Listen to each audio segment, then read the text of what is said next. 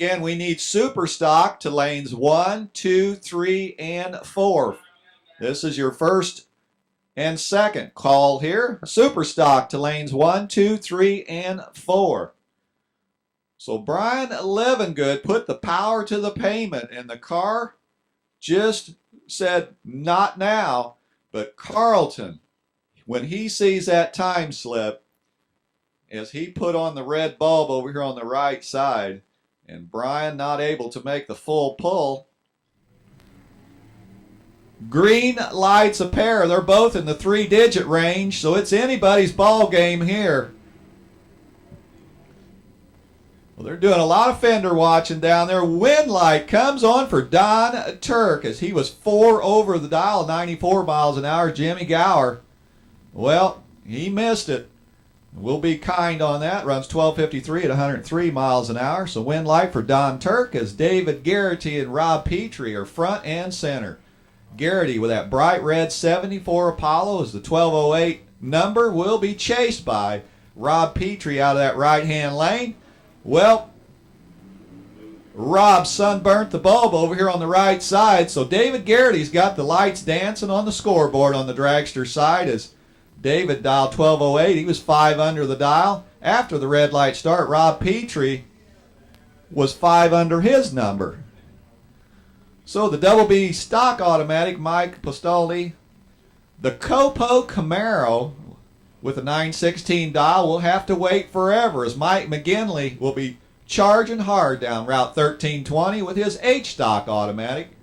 He's clean and green out of the gate. Great job, 2,000 separating them on the reaction time. Here comes Mike pushing that pedal through the floorboard, but he breaks out by 7 thousandths. Mike McGinley takes the win with the 6 over the dial run. All right, Mike Fuller, the Belleville, Michigan resident, the Expensive Emotion 69 Camaro B-stock automatic, dialing 1053, 500ths. Slower is Drew Whalen, the Whalen Insurance 98 Firebird, Lucas Oil on board. Wheels up both sides. One light's greener than the other. We'll see if the greener light can buy that wind light down there. And yes, they do, as they are 6 over the dial. Mike Fuller takes that win. Drew Whalen was 2 over, but was tardy out of the gate. Mike Fuller made him pay. So the bright red 89 Camaro of George Antrobius, H-stock automatic, runs the left side. He's got the 1139 dial. He'll be chasing Travis Morgan's 75 Malibu. M-stock automatic, 1203 is the dial off the Summit side. They've got him in red. All right, somebody welding the bulb down there. They've got some money in the bank as they head towards the cash-in deposit area down at the top end. And on the double breakout, George survives that one. Travis, 003 on the tree, and he was under by 8 markers. George Antrobius was only 3 under and takes that win at the finish line. So the better reaction time does not guarantee that win at the finish line, as that pair just proved that out. So John Foxbauer, the Parsons and Meyer Racing 68 Mustang Fastback, Ford 428, dialing 1039 on the board. K-stock automatic, Kevin Love trying to get it done with his bird. 1165 is what he's working with. So they got him airbrushed on the canvas down here on the scoreboard. Red light, good night for Foxborough and the 68 Fastback. Missed the tree by 35 thou. Kevin takes the win. That was a 11.5-inch race as Kevin ended up being 9 under. What's that? All right, drivers, you need to be to your cars. Drivers, you need to be to your cars, please.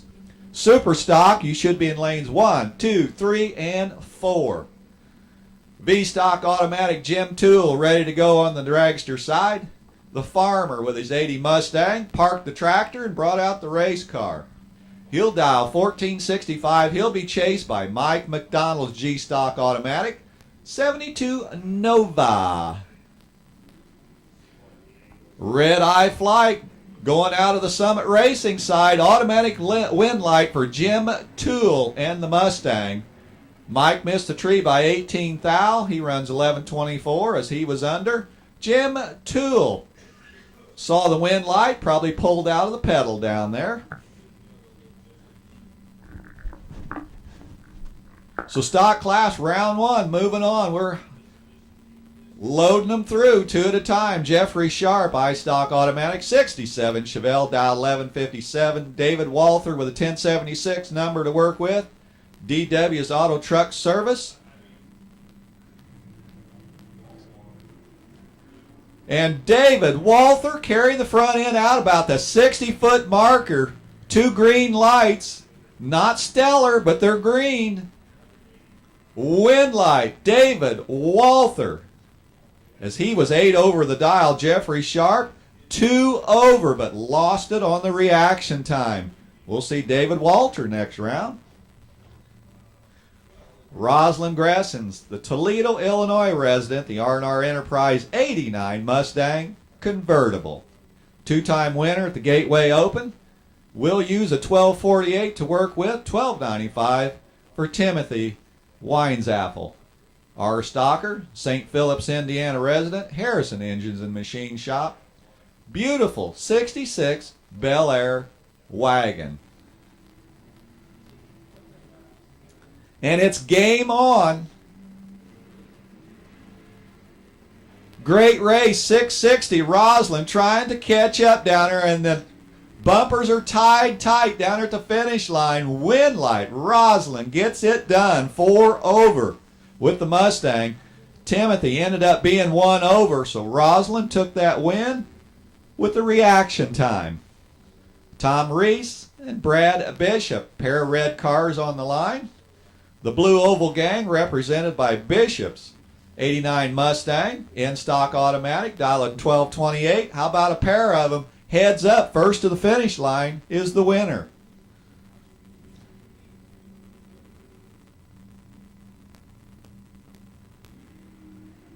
All right, great job. 7,000 separating them on the reaction time. Side by side at the 660, 1320 coming quick. Wind light.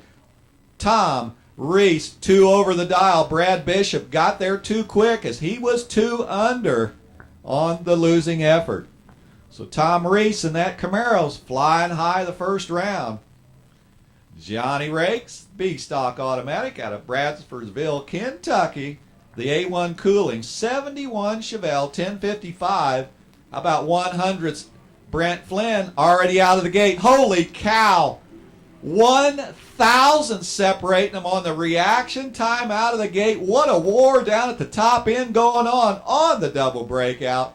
Johnny Rakes takes the win. He was 2 under.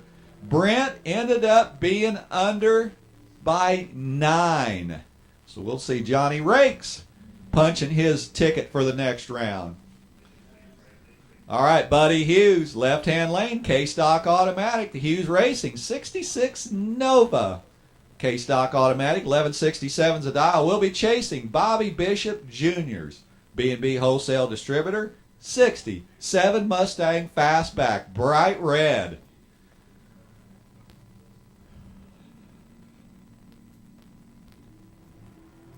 All right. Buddy Hughes, he rolled out of that area too quick. That's a short race. Bobby Bishop takes that win because the light's green. The red apple showed up on the left side for Hughes. So Bishop, well, he just run her on down there. He ended up being 5 under. Buddy Hughes, well, he was 9 under after the red light start. Bob Schmaltz, E-Stock Automatic. The sales rep out of Poland, Ohio, 69 Camaro. He'll be working with 1105. PJ North's got the 1234 to work with, and it's over already for PJ. He pulled the trigger 19 thousandths too quick and left a red ornament on the tree on the right side. Bob Schmaltz making the lights dance soon after he takes off. as he was 5 under. PJ North was 8 under. So James Arter, the Copo Camaro, Double B stock automatic, 942, a quick dial for James. He's going to have to be patient over there on the left side as Todd Kuhn will be streaking down the racetrack with his 1144 dial. 70 GTO, Marshall, Illinois resident. Big Pontiac, big block under the hood for Todd Kuhn. F-stock automatic, and away he goes. Another red-eye flight northbound for the Summit side. James Arter kept it green. That's all he needed to do. He goes to the next round with a Copo.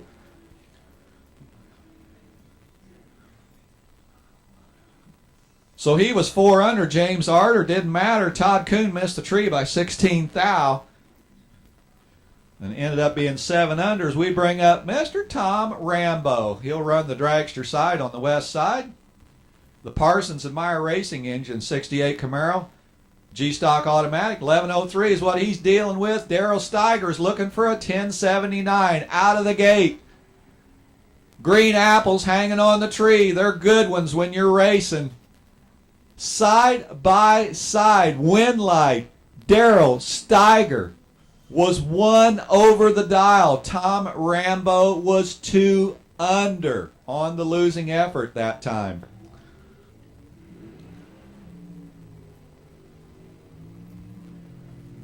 All right, Super Stockers, you should be in lanes 1, 2, 3, and 4. Super Stockers 1, 2, 3, and 4. Well, let's bring up Jordan Pennington and Paul Boster, front and center. We only got 1 W to give away. They'll be fighting for it from start to finish. Pennington, AAA stock automatic, Copo Camaro, Indiana resident, 880. He'll have time to read the National Dragster before he sees green. Paul, he'll be working first. 1071 dial, Pataskala, Ohio resident. Bright fire engine red Corvette. Wheels up. Paul's got a green light. Here comes Jordan. They will be wheeling and dealing at the finish line. Who's got it down there? Win light, Paul Boster. Dead on with a 4. Jordan got there too quick. 6 under with the Copo. So Paul Boster will have the W this time on his time slip. All right, couple dead red runners here as Bill Fodder and Terry Dye match up. First round of stock. Good matchup here.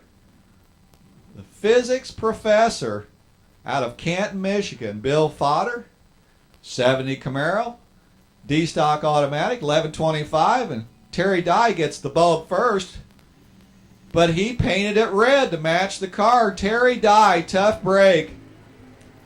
2 red lights, but Terry did it first. Bill Fodder's got the win as he runs it on down through there, several numbers over the 1125. And Terry Dye, to add insult to injury after the red light, broke out by 5 thou. Well, I'll tell you what, this stock first round has been brutal already. Couple more red cars up to the line. Let's keep the lights green. Jerry Stamps and Nathan Botten. Next pair up. Beautiful. 73 Mach 1 Mustang. H-Stock automatic. And away they go. We got an 081 bulb, and we got to turn a couple numbers around. We got an 018 for Nathan.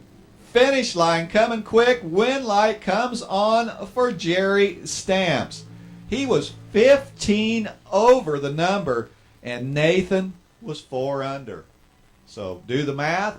Pretty easy to do there. We'll see Jerry Stamps next round of stock. How about Clay Arnett? The Arnett's Racing Transmission, Copo Camaro, 870 dial, probably 150 mile player there on the left side. The engineer, Rick Winchester, out of the Summit lane, 1106, 71 Camaro, the unfinished business. Holy cow, look at this race. 1 thou separating them out of the gate. Here comes Clay Arnett. Win light on the double breakout. Rick Winchester survives. He was 6 under, but Clay Arnett was 7 under. Wow. All right, the Cougar, the powder blue Cougar of Bruce Castle. on the west side of the racetrack. 429 under the hood. Naperville, Illinois racer. How about E-Stock Automatic with the 1120 to work with? Mitch Truman will be the chaser out of the Summit side. 95 Camaro, Sullivan Motorsports. 1049. Dialing it up, and away we go. 8 thou separating them out of the gate. Bruce Castle's probably like, okay, where's Mitch? I know he's coming. Here he comes. Finish line, win light, double breakout. Mitch Truman was 2 under and takes the win. Bruce Castle was 3 under. That's tighter than Loctite. Wow. So Mitch Truman survives the double whammy there. How about Matt Lund and Bob Michael? 77 red Le Mans.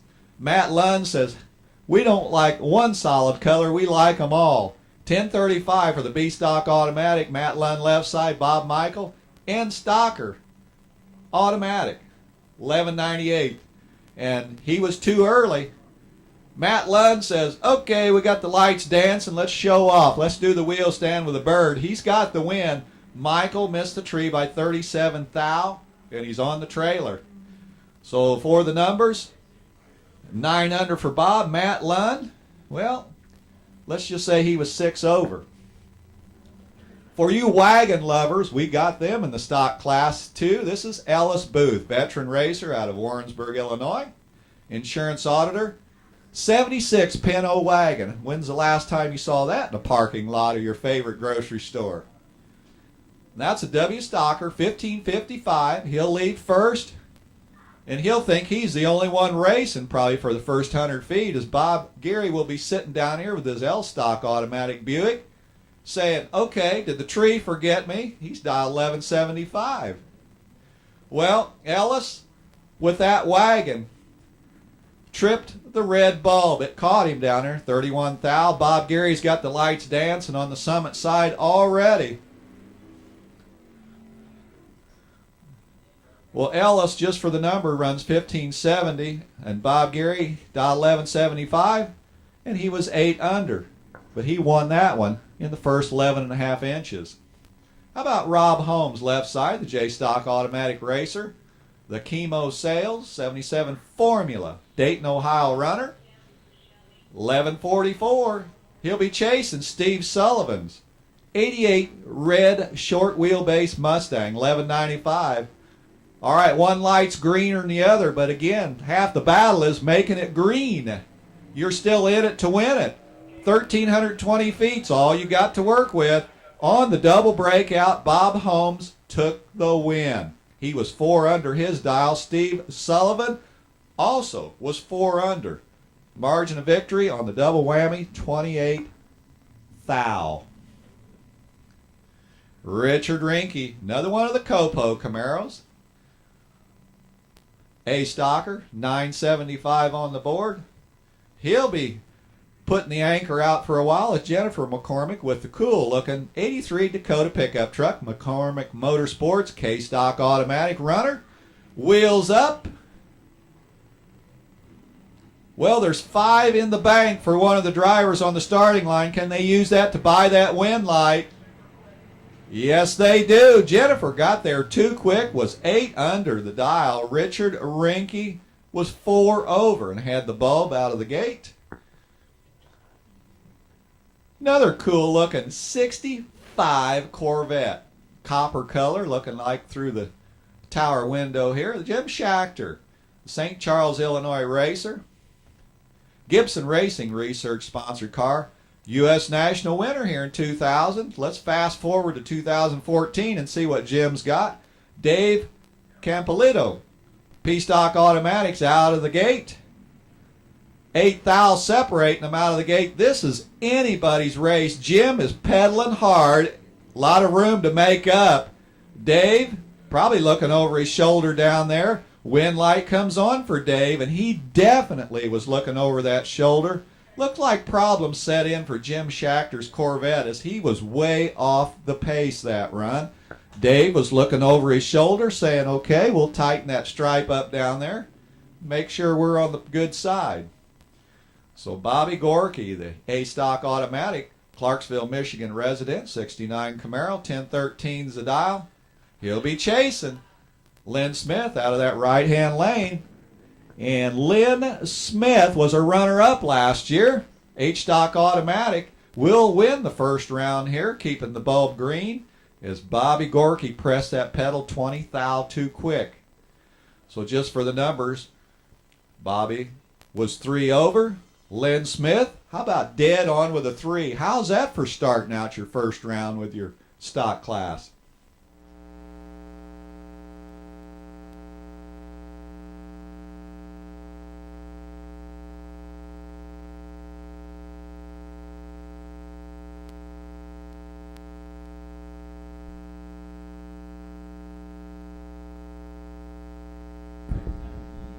All right, David Neal takes that win as he was 7 over the dial. Marion Stevenson on the losing effort. That was a good race there.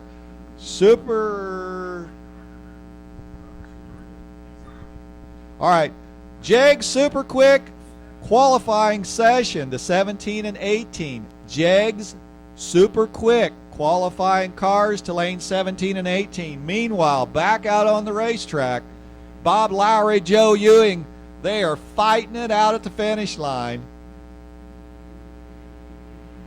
Good race, double breakout. Bob Lowry survives. Bob dialed 941, was under 937. Joe Ewing dialed 1072. He was under on the 1068 pace. Win light, Bob Lowry, as we bring up 2 more. Jegs Super Quick qualifiers need you to lane 17 and 18. Jegs Super Quick qualifiers to lane 17 and 18. George Wright, Bill Dyer, next pair up. Dyer, the Superstock N class, 1108, 1034 for George Wright, and away they go. George Wright melting the bulb down here on the reaction time. I guarantee you he's looking over his shoulder right now. And he breaks out. He had the light covered. George Wright, 004 out of the gate. Bill Dyer got the break of the day. Bill Dyer takes that win with a .331 reaction time. George breaking out as he was 4 under. Hide the tools. How about the bright yellow 92 Camaro? Keith Sadler in the office, the Superstock CS machine. Garrett Gezzi, Superstock L Automatic, with the cool 69 AMX. 1063 is his number. Superstock, if you love wheels up, you need to be watching this. Here comes Keith Sadler, pedaling hard, trying to reel in Garrett Gezzi, and he gets the win on the double breakout. Keith Sadler ended up being 2 under. Garrett was 4 under the dial. So Don Road, Kenny Schindler. Next combatants up on the line, the Camaro and the Corvette. Kenny in the Corvette, Superstock E Automatic, 951. 700ths slower as Don Road on the left-hand lane. Staged up, bang, here we go. Synchronized wheel stands. Don Road doing a little driving out of the gate. Car did a little wiggle down there. Now they're fighting, claw and scratching down here at the finish line. Kenny Schindler gets it done. All right, Jeg Super Quick, third call. Jeg Super Quick, this is your third call. Lane 17 and 18. Jeg Super Quick, we need you to lane 17 and 18. Action happening quick as Ernie Neal just leaving the swimming pool. Dave DeFran, he's looking at pre-stage, bulbing it down there. So David will run the Summit side with a 960 dial. Ernie will be the chaser. He'll take that Cavalier and try to run down that Camaro as Ernie is dialed 921. The Vogue's Racing Engines and Head Shop. Cavalier. Dr. Friend Brothers Racing Engines on board for David, 67 Camaro. Well, no wheel stands, but I'll tell you what, they were doing some driving out of the gate as those cars were doing a little bit of sachet noodle work down there. Win light comes on for Ernie Neal. Wow. Ernie was way off that 921, but David broke out, was 2 under. That was a very interesting race that developed there. Well, Ernie Neal will have the W on his time slip and the smile on his face when he heads back to the pits. He survived an interesting race is all we're going to say. Craig Sullivan, Elwood Duncan trying to put the W on their side of the time slip. Craig Sullivan with the Mustang, 983. 980 for Elwood Duncan. They are fender watching, and they're only to the 660 mark. Here comes that 1320 quick win light. Bang. Craig Sullivan takes it 1 over the dial. Elwood Duncan was 5 over. Got to put her locker down there. So Doug Hunter and Jamie Groves. How about the 71 Blue Comet? That is the tool maker's car. Jamie Groves sitting in the office. Doug Hunter alongside with the 1149 dialed 75 Omega. Red light, good night for Doug Hunter. Wheels up, Jamie Groves. Win light. Already dancing on the scoreboard on the Summit side. So Doug Hunter, just for the numbers, ran 1130 on 1149 dial. Jamie, 1006. Was a 1023. Jamie says, I'm not playing my hand yet. Ron Terrell, A.H. Adkins. Bright yellow 69 AMX, the Ravenswood, West Virginia engine builder. Adkins Racing and Head Service on board. 893 is a dial for A.H. out of the right side. Ron Terrell, 972. Bang, he's gone. Wheels up. 70 foot, sets him down, concentrating on that finish line. Here comes Adkins, but he's in trouble. Well, had no choice as he runs her out the back door on the breakout. Terrell missed a perfect light by 1 thou, but it's green. All right, Jegs super quick. Jegs super quick. First qualifying session. You should be in lane 17 and 18. So Ron Terrell was 1 thou from being perfect. It was green. That's all he needed. Secured that win. And here comes Aaron Dissinger. This was our winner last year in Super Stock at this race. He's back to play again. He's on the left side, but he's out via the red light. James Vester, the Bowling Green runners, got the win. 11.5-inch race. So James says, well, let's just drive it out the back door. We got the win. Aaron dialed 1012 and ran a 1003. As 2 more Super Stockers hit the line. Junior Dragster Racer, Bowling Green Super Stock winner 2 years in a row. Riley Stuffelbeam driving the Firebird. Super Stock J Automatic 1007. Bruce Gibson, the opponent, with the Dart Sport. Illinois Brotherhood Electrical Workers, Big Brother, Big Sister sponsored car. Bruce Gibson, Super Stock K Automatic, 10.96 is what he's looking for on the scoreboard.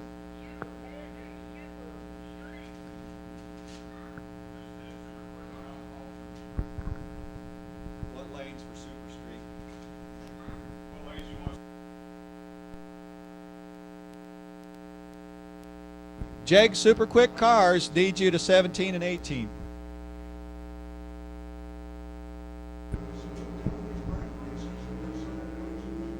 All right, on the double breakout, Bruce Gibson takes that win. He was 3 under. Riley Stuffelbeam had the light, but was too far under the dial. All right, Super Street Cars. Super Street Cars, you should be in 5 and 6. Super Street Cars, you should be in 5 and 6. Super Street to lanes 5 and 6. Jeg Super Quick Qualifiers, you need to be in lanes 17 and 18. Pronto! Holy cow! Larry Eagle reaching for the stars as Gene McBean had the bulb on the double breakout. Larry Eagle, the high-flying Eagle 87 Camaro, takes that win as he was 4 under. Gene McBean welded the tree, but couldn't get it done at the top end as he was 6 under the dial on the losing effort. All right, Super Street cars need you to 5 and 6. Super Street class to 5 and 6. Jeg Super Quick qualifiers to 17 and 18. Ollie Steffen, Super Stock B Automatic 901's got the win already. He said, we got the win. Let's show off the oil pan with this Corvette. Robin Brown missed the tree by 69 thou, painted it red off the right side. Ollie takes the win as he was 3 over. Robin Brown ended up being 6 over after the red light start. Super Street class to 5 and 6. Super Street to 5 and 6. Jeg's Super Quick qualifiers to 17 and 18. Jeg Super Quick to 17, 18. Super Street to 5 and 6. Super Street to 5 and 6.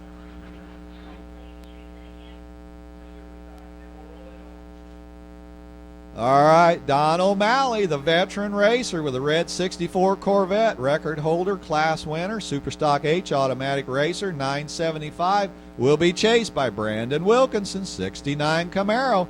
How about that short wheelbase Corvette holding the wheels up for 70 foot? He's got the light, and he's got the wind light to go with it. Don O'Malley was 4 over the dial. Brandon Wilkerson, 4 over. Margin of victory, 20 thousandths at the finish line. Wow. Well, Ray Paquette, another veteran racer out of Holt, Michigan. 64 Ford Fairlane, sponsored by Varsity Ford. Dialed 877. He'll be chasing Brent Jones, the oil driller. Wheels up, Brent. But, man, he missed the tree by 3 numbers. Ray Paquette's got the automatic wind light.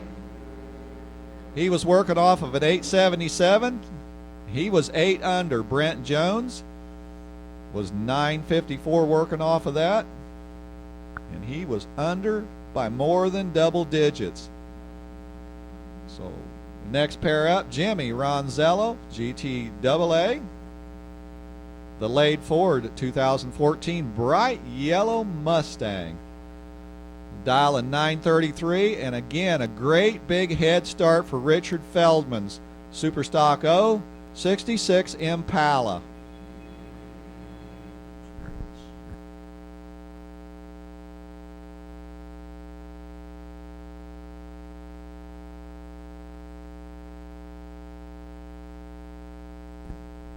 All right, again, the bracket racers that's racing today, there will be no time runs. You'll go right into eliminations. As we process this race here on the racetrack,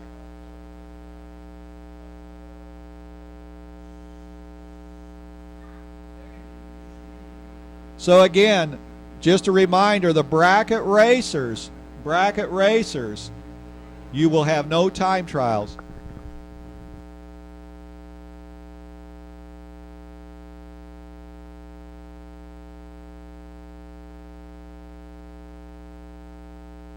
All right, here we go as we get back to action. A lot of announcements need to be made up here. Jim McBean, Mike Morgan. Jim McBean left-sided.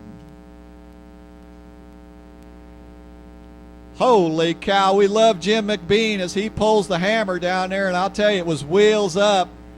He should be in good shape. We'll find out at the end. Yes, sir, Mike Morgan missed the tree, and Jim McBean didn't. McBean was 5 over. Mike Morgan was 13 under. So we'll see Jim McBean. Alvey with the beautiful 2002 Sonoma pickup truck. 1076 is his dial. How about 1077 for Ken Sharp? They'll leave as 1. They'll be fender watching for 1,320 feet.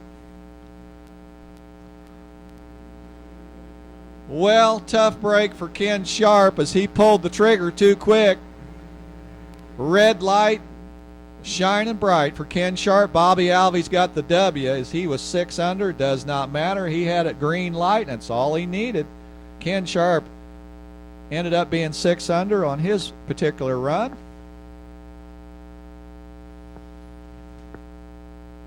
All right, Jegs Super Quick qualifiers, you should already be in lane 17 and 18. Super Street, you should be in 5 and 6. Myron Ramey and Ryan Haig. up on the battlefield. Myron Ramey's got the 56 Chevy. Superstock O automatic. He'll dial 1145, $995 for Ryan. Ryan's got to be patient with that Camaro. He's got the car to get it done. He's just got to be patient with it. Well, I'll tell you what, Myron, that 56 Chevy was trying hard on the reaction time, but missed the tree by 4 thou. Ryan's got the automatic win as he takes the Camaro down Route 1320. Ryan was 9 under, but it doesn't matter. His light was green. Myron ended up running 1136 off the 1145. Right now, meanwhile, we're in the Super Street class. We'll put 1090 down there in red on the scoreboard. Both sides, they know what they got to deal with. They've just got to make sure the combination is right for the number that's posted down there for the Super Street class. Well, we'll start out here with John Hershey and Joey Ship. Joey Ship, the Super Streeter, out of Whiteland, Indiana, Bob Glidden's hometown. 68 Camaro ready to go. They'll be heads up, and they'll be fighting, clawing, scratching at the finish line, trying to secure that W on their side of the time slip. We've got a race. One of them's got a greener light than the other. He's got some money to work with. Can he buy the win light? Yes, he does. Joey Ship was 1 over at 129 miles an hour. John was behind at the tree. He had to keep the foot on the floorboard as he broke out, and it was 9 under. So bring up the next pair of the Super Street class. Ron Butts, the Indianapolis, Indiana native. 70 Buick. Robert Aker coming down the right side with a wagon. Ron Butts welded the tree. Robert may be in trouble. He's charging hard down at the top end. Wind light comes on 4. Ron Butts, 1 thou from being perfect, but it's green on the double breakout. Ron was 7 under. Bob was 9 under. Too quick. Wind light, left side. John Tresh, small block Chevrolet Corvette.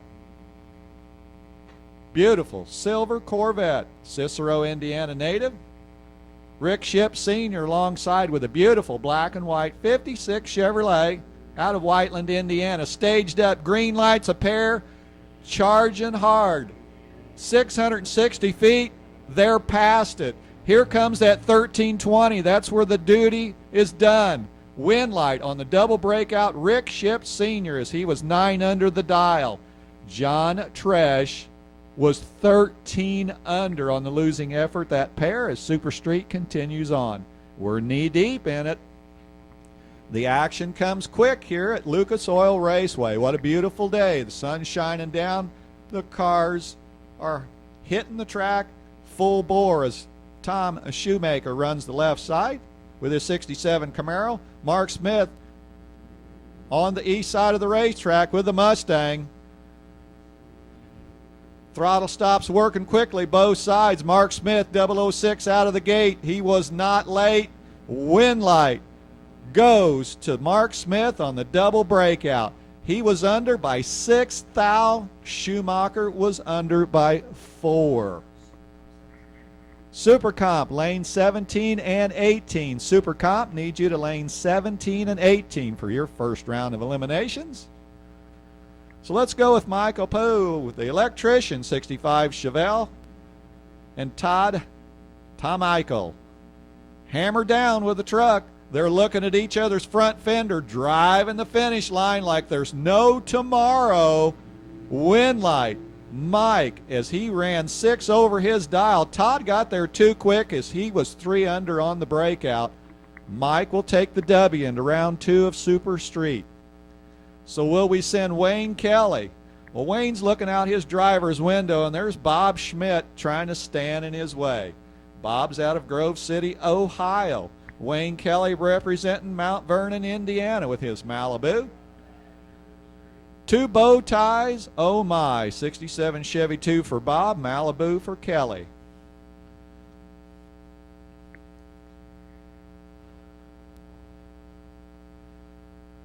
So Super Street 1090, They got to work with it. Have they got the car set, the boxes set, the driver's set? Well, they're both green. They're both in it to win it. They're already fender watching, and they just passed the half marker.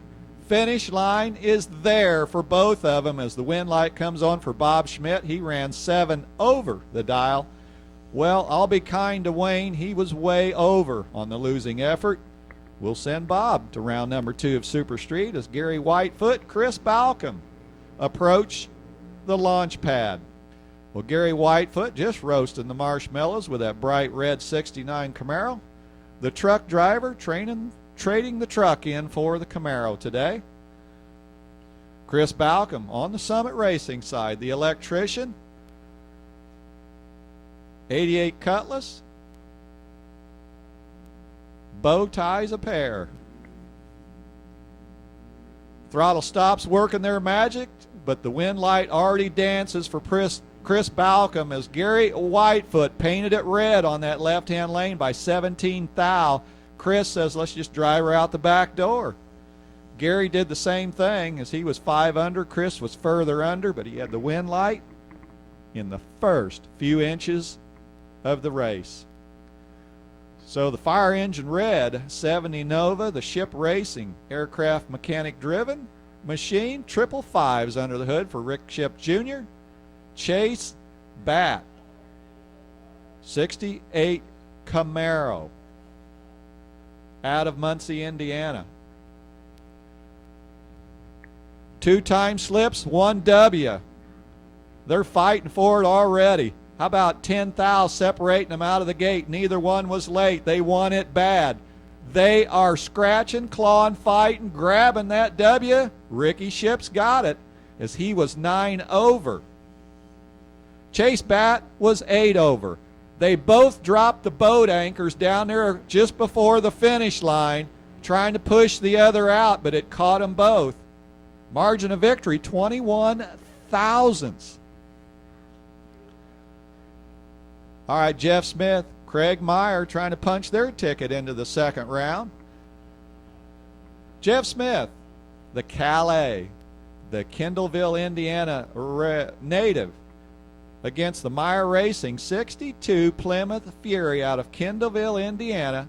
We'll introduce Craig Meyer. He's got the low beams on the tree. Well, Jeff Smith just could not hold that Calais on the starting line area as he went to set the car up, and it just kind of pulled right through the beams. Craig Meyer will be the benefit. Well, I'll tell you, Craig was ready as he was 007 out of the gate. He was 7 under on the breakout, but he'll take that information and make the proper adjustments, and we'll see Craig Meyer in the next round of Super Street. So we got eye popping, throttle stopping, fender dropping at the finish line, heart stopping, racing going on. It's really competitive as you watch as this round progresses.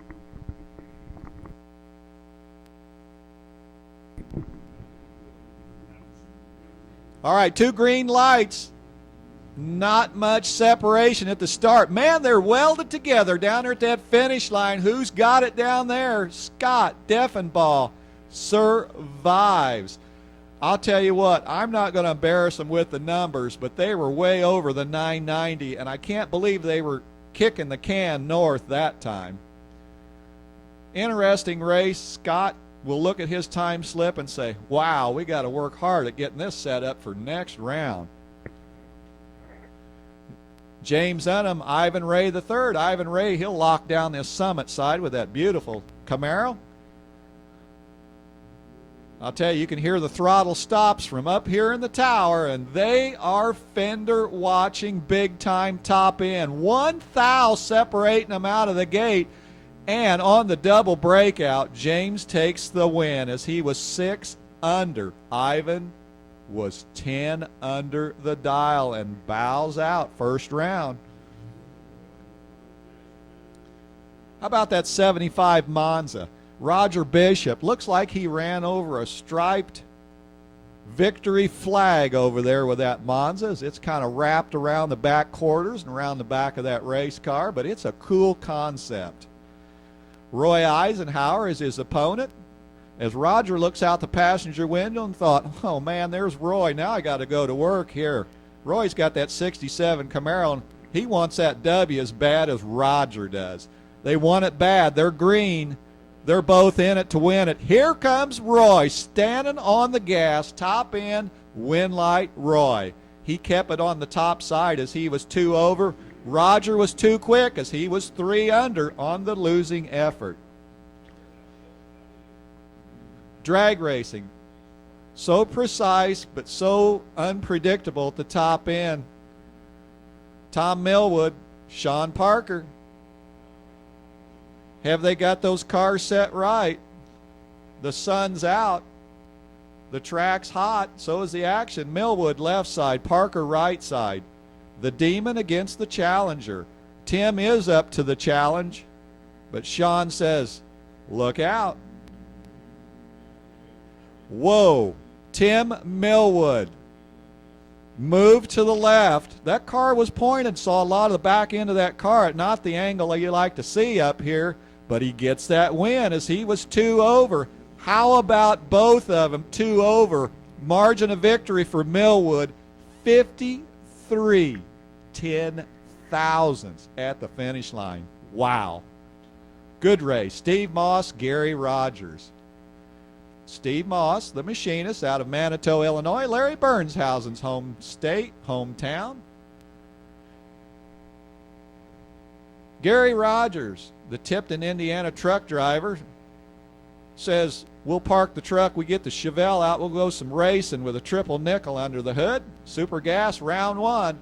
Moss smoking the tires out of the gate.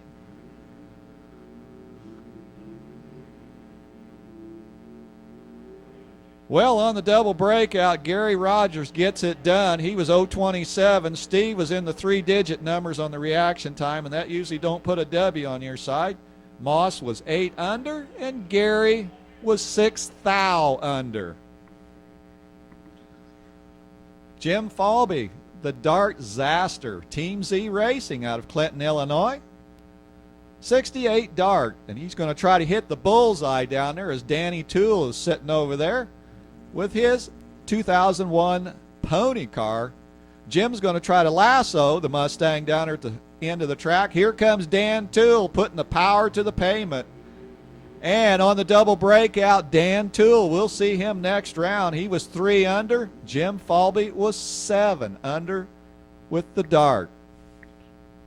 So Falby missing the bullseye with the Dart down there as Dan Toole gets it done. Jason McConnell, Brad Garner. Now, Jason McConnell won one of these JEG Super Quick races at Coles County, and a door car hadn't won a JEG Super Quick race since 2005. So Jason McConnell running super gas with the Nova, bright red. McConnell on the stops for quite a while, but here he comes. Got that Chevrolet bow tie running high on the double breakout. Brad Garner says, I'll take that, thank you, as he was 3 under, and Jason was 8 under. Rudy Matthews, another veteran racer out of Ohio. The Hawkins Speed Shop, 69 Chevrolet. Right lane, Morris Yates. He's got the convertible going on today. He said, the sun's out, let's pull the top down. How about the 61 Vet? Rudy pulls the wheels up, lets the front end back down. He's chasing. Morris says, stay back, stay back.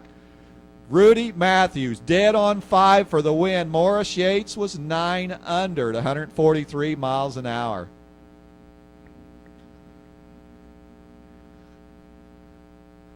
The 77 White Vega, Jeff Smith, he's on the Summit side trying to light up the scoreboard down there, but Marcus Bush says, this is my race with my Nova. The teacher, I'm going to teach you a lesson here. Alan Bush, the crew chief for Marcus, Jeff Smith. 555s under the hood of that Vega.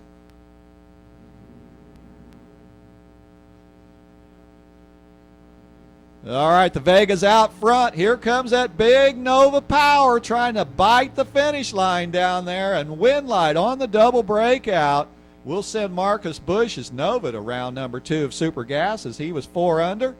Jeff Smith was 5 under. Double whammy, double breakout.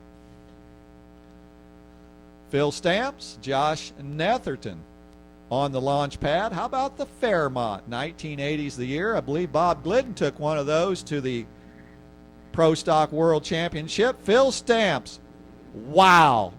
He just welded the tree, Phil Stamps, and he'll take the win on the double breakout. Stamps was perfect out of the gate. Josh missed the perfect light by 5 thou, 2 green lights. As Josh was 4 under, Phil was 3 under. So Phil Stamps, perfect light, helped the cause on the double breakout as Rob Goodrich, Mike Keenan with the beautiful 87 Cavalier out of Coatesville, Indiana. Rob Goodrich did not miss the tree. Well, Mike did. They're both green, but let's see what the finish line. Well, I'll tell you what, this is why we run them a quarter of a mile. Rob had the tree, 014 bulb. Mike missed it, 3 digits in the reaction time, but Mike was 5 over. Rob was 7 under. That's why you run them a quarter mile. Reaction time doesn't guarantee a win. It helps, but it's not a guarantee, as we saw in that pair as Tom Small and David Sears. A couple red cars up at the line. David Sears with the wheelie bars on that 64 Falcon runs the right side. Ford 598 Cuber. Tom Small, 68 Camaro.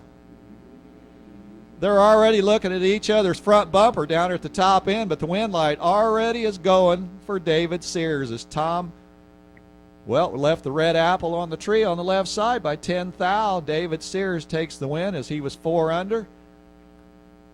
Just for the numbers, they were both 4 under. Super Gas going fast. Gary McMahon, the McMahon Racing 77 Monza, against Kenny Threats, the Threat Racing Corvette. Gary says, wheels up, look at my power. And Kenny is out of power and pulling over towards the left guardrail. You know what? Mr. McMahon would have been tough to handle as he was perfect on the dial. 9900. He nailed the bullseye down there. Kenny Threat 006 out of the gate. If Kenny would have stayed under power, that would have been an interesting finish line race. Well, Larry Rodell and Gary Hartig trying to get it out of round number 1. Round number 1 can be the toughest, as many racers will tell you that. Larry's got the left side covered, the Baldman transmission, 27T Roadster. Looking out the right side of Larry's car is Gary Hartwig, and it's over. A short race, 11.5 inches is all it was, as Gary painted it red off the right side. Larry kept it green, and he just run her out the back door as he was 6 under. Gary probably did the same thing as he was 9 under at the finish line.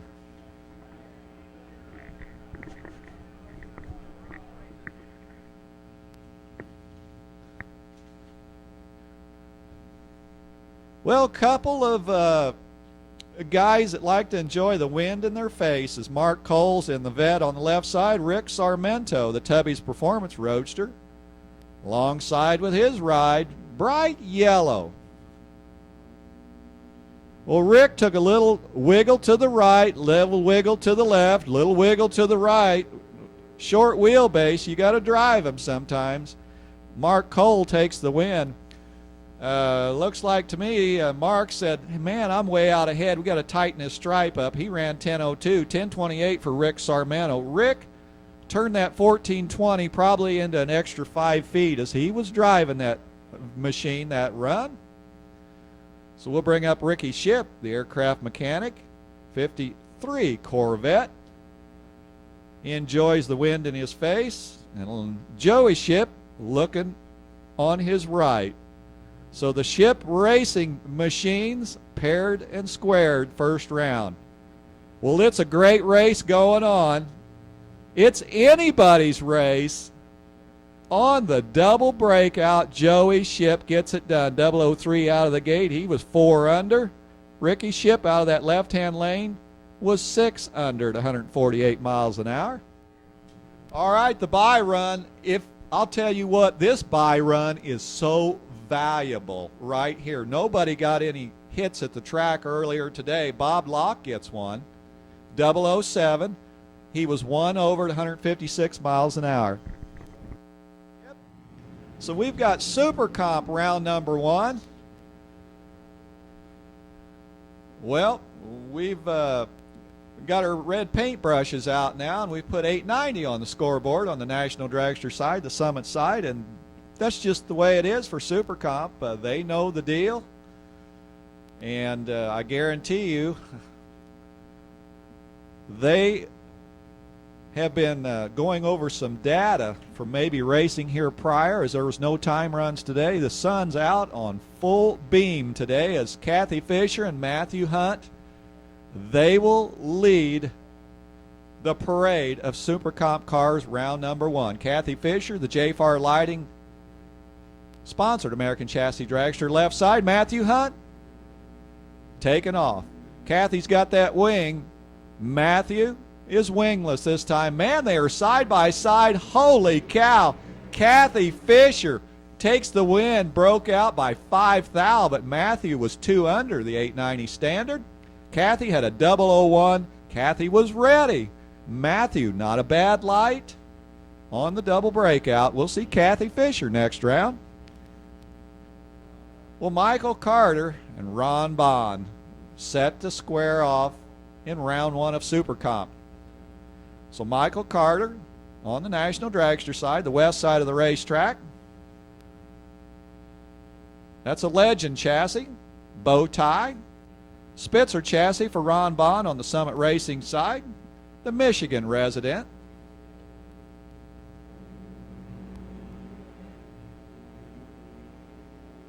Well, Ron Bond, way out front. Hopefully he's looking over his shoulder because Michael's not there. Well, unfortunately, Michael was having some problems. He runs 1067 and he's got the win. Ron Bond dialed 890. Well, it's the 890 standard, but man, a 792 takes him out. Rick Forrest doing a lot of testing here Friday evening, one of our 180 mile an hour plus competitors, running the Summit side, the Forrest and Spitzer race car out of New Palestine, Indiana. Brandon Martinson, the Ladora, Iowa, 42-year-old heating and cooling technician. Well, I'll tell you what, Brandon was wanting the win so bad, but he took off early and the tree caught him. 41 thou red. Rick Forish, our second perfect light in competition today. He was 1 thou under, but he'd secured that win in the first 11.5 inches as Brandon got a little anxious out there. Well, Brandon just run it out the back door as he was 10 under. Tim Louderback, Jag Super Quick competitor, Xenia, Ohio resident. The Alton James Speed Shop sponsored dragster running the small block 355 cubic inch, but don't let that fool you. He can make that car dance the tune on the top end as Charles Jameson's on the right side, the retired pipe fitter out of Urbana, Illinois. So we've got the situation sorted out as Tim Louderback and Charles Jameson will. They've got the low beams set up there on the Christmas tree. They'll move in about 7 more inches. Tim's in. And Charles is in. Well, Charles lit both them bulbs and the car just immediately rolled on through the beams as Tim will take the automatic win. Tim knew he had that win. He just kept the foot on the floorboard as he ended up being 20 under. Charles Jameson, the dragster, for whatever reason, as soon as he lit the stage bulb, the dragster just went ahead and pulled on forward as maybe he was setting the brake. Tim Papp, another one of our JEG Super Quick competitors, also doing double duty here today. The collision shop owner. American chassis pipe wrapped around that driver. 572 bow tie pushing Tim down Route 1320 on the National Dragster side. And then Lynn Serena, the Petersburg, Illinois resident, sponsored by Fry Williamson Express, Gebhardt chassis, 555's bow tie. Going to take a ride.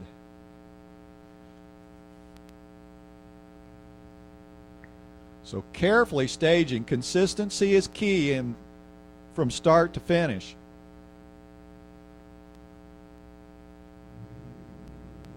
Tim Papp just flickering that bulb over there. Great job. Both drivers on their game. They are green, and they are bright green. On the double breakout, Lynn Serena was 2 under for the win. Tim Papp ended up being 7 under. Both aggressively driving that finish line on the double breakout.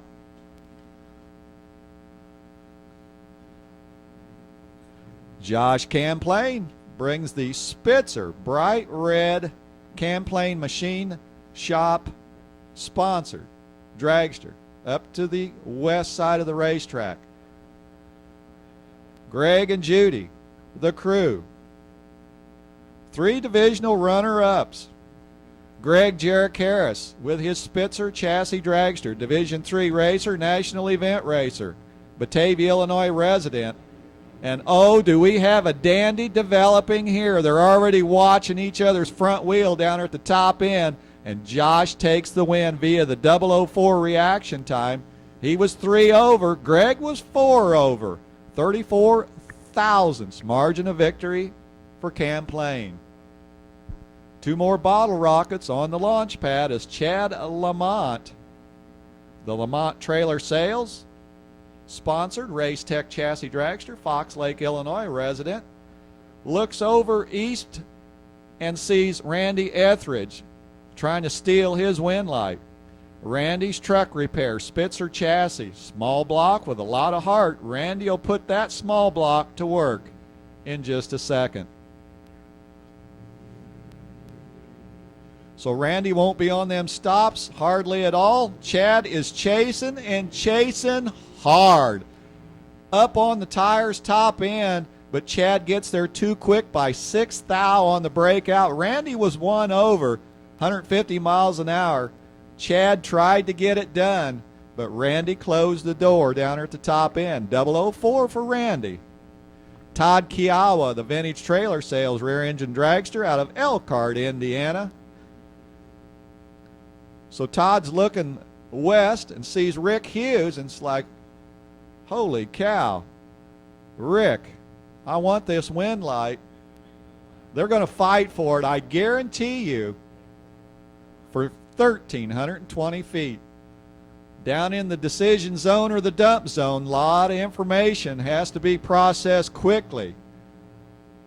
6 thou separating them out of the gate. Great drag race, finish line, wind light comes on for Todd Kiowa. He was 1 over. Rick Hughes was 9 over. I think Rick, looking at the mile per hour, tried to just basically cut Todd loose down there, and Todd stayed on the top side of that 890 for the win.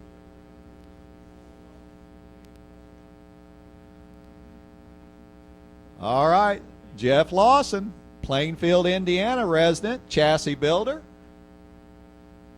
Sponsored by Downtown Motorsports, Beth stamps the crew for the Summit Racing filled up lane. Jack Dorsett filling up the National Dragster lane with his power chassis. Telecommunications technician comes in handy when you got miles of wires on these race cars. Couple Plainfield, Indiana residents. This is for bragging rights of the town. Who gets the key to the city today? Jack Dorsett. Jeff Lawson. Painted it red by 8 thou on the right side. Jack Dorsett. Well, he says we're not playing our hand. He runs 920. Jeff was 7 under. He might as well run it out the back door. Well, Jeff will be spectating unless he's double entered somewhere else. A lot of the Super Comp cars have running Super Pro. Some of them's running the Jake Super Quick. Hey, you're here. Might as well race as many classes as you want to do. Ryan Wallace, Nicole Stevenson. Next combatants up on the line. And Nicole, the Danville, Illinois resident. American chassis pipe wrapped around that driver. Ryan Wallace, Spencer chassis. Liquor store owner, Edinburgh, Indiana resident. There is an Edinburgh in Illinois as well, but Ryan's the Edinburgh, Indiana resident. Now, Ryan was on them stops, and he's already caught Nicole. I'll guarantee you, well, it was a double breakout affair at the finish line as Nicole put the power down there at the top end. That was an interesting race, but when you look at Nicole's 177-mile-an-hour charge, Ryan was out of the gate, and he was way out there, and I bet he was looking over his shoulder. He ended up being 5 under. Ryan Wallace took the win. Nicole was 6 under. That was a tight race, 49 thou on the double breakout as Tommy Welch and Tony Zeller front and center. Tony, stretched out wheelbase. He loves it. Tommy Welch says, I like this short wheelbase Bantam. I want to have to do something with the steering wheel. Aircraft mechanic. Left side for the Bantam. Tony is on the right side. And the Bantam, we'll see the Bantam next round. Tommy had to drive just a little bit to win that because Tony smashed the pedal or took his finger off the steering wheel. 69 thou too quick on the red. Was under by 7 thou. Tommy just drove it out the back door. He was 10 under on that. Dave Dahlem, veteran racer out of Tremont, Illinois. SRT transmission, Eastside Tire and Auto sponsored dragster, Eastside Tire and Auto out of Peoria, Illinois. American chassis dragster, Judy Dahlem, the crew. Jim Glossum, the Lakeville, Illinois resident, Glossum Racing, Racecraft chassis dragster, another small block with a lot of heart. That small block's going to squirt out there. It's already to 660. Dave's about 40 feet behind. Here comes that hard charging Dahlem power. Holy cow. Great drag race. Jim was dead on 4. Dave Dahlem was dead on 1. You racers know the reaction time spelled the difference in that. 10 thousandths at the stripe. A great race. Dave Dahlem run into a buzzsaw. Had his hand on the wrong end of the chainsaw. Tough break there as Eric Wilkerson and Dennis Ridgway, the diaper man. DRE engine diaper owner.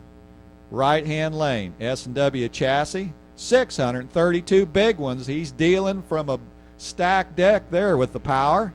Eric Wilkerson's already on his way. Holy cow.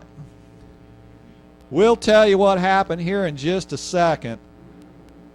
Well, I'll tell you, when you look at the time slips, when they look at that, Dennis Ridgway had a perfect light. He had air to spare at the top end. He runs 906, 145. Wilkerson had an 073 bulb, runs 920. Chris Sullivan. Well, as Jay Hullinger mentioned earlier, he won a couple classes here at the spring race. Former junior dragster racer, Racecraft chassis, running out of Auburn, Illinois. The accountant on the right side. Steve Schmidt motor. Bill Sullivan turning the wrenches. Ty Davis, U.S. National Super Comp winner, left side. Bantam Roadster. Aircraft inspector out of Mooresville, Indiana.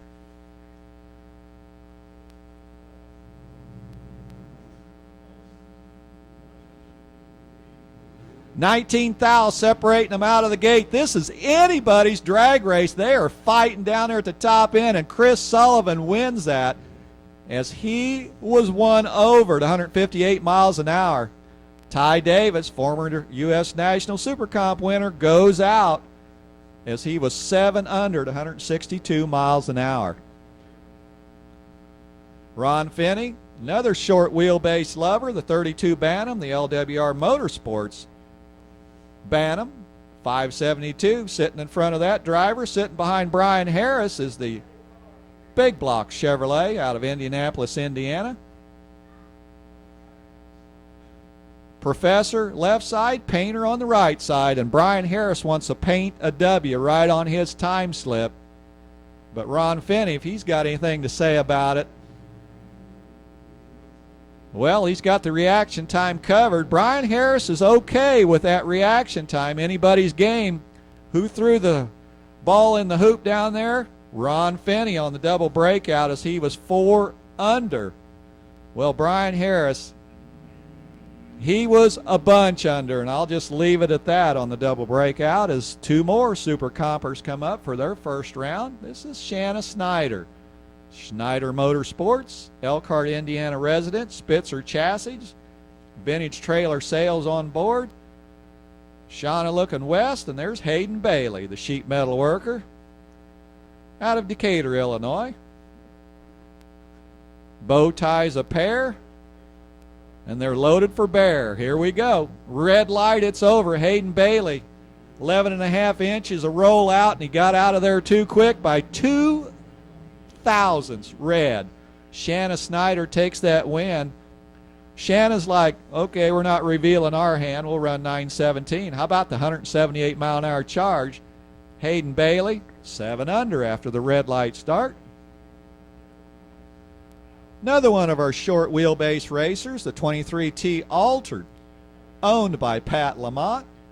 He parks it in the garage in Lake Villa, Illinois, sponsored by Lamont Auto and Trailer Sales. Larry Reamer, the Tinley Park, Illinois resident. Mullis, chassis dragster, going wingless. Larry right side, Pat left side.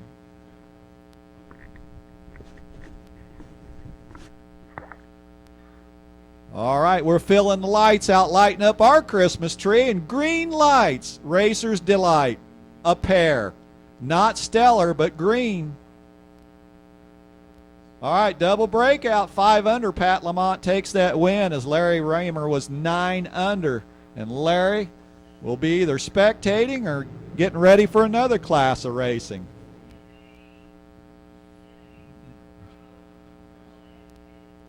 All right, Super Pro, you should be in your lanes. This is our defending Super Comp winner at the Fall Classic last year over there on the left side, Mr. Don Higgins. He owns Crew Chief Pro software. Now he's choosing the American Chassis Chrome Moly pipe for his office. Got it decorated with his throttle stop in there and a few other gadgets. Meanwhile, Jim Jericaris is alongside, and Jericaris, the Illinois resident, Spitzer Chassis is out of the gate.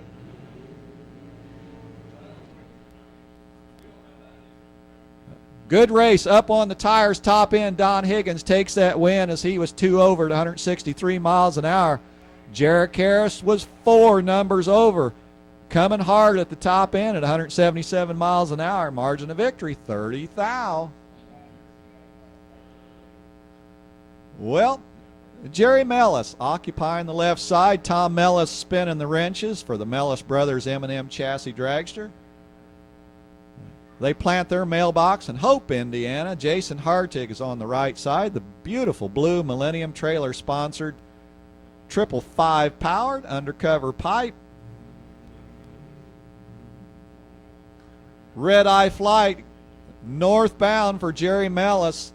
Jason Hartig gets the automatic wind light as he was 4 under, 5 under for Jerry. So both of them running them out the back door as Jason made the lights dance after 11.5-inch start there. As Kyle Campen, Brian Reamer are up next. So Kyle coming out of Indiana, Brian coming out of Illinois, the Reamer and Company Racing American Chassis Dragster. So Brian, he chooses the east side of the racetrack. Kyle's got the west side covered. Everybody's in place. Belts are strapped tight.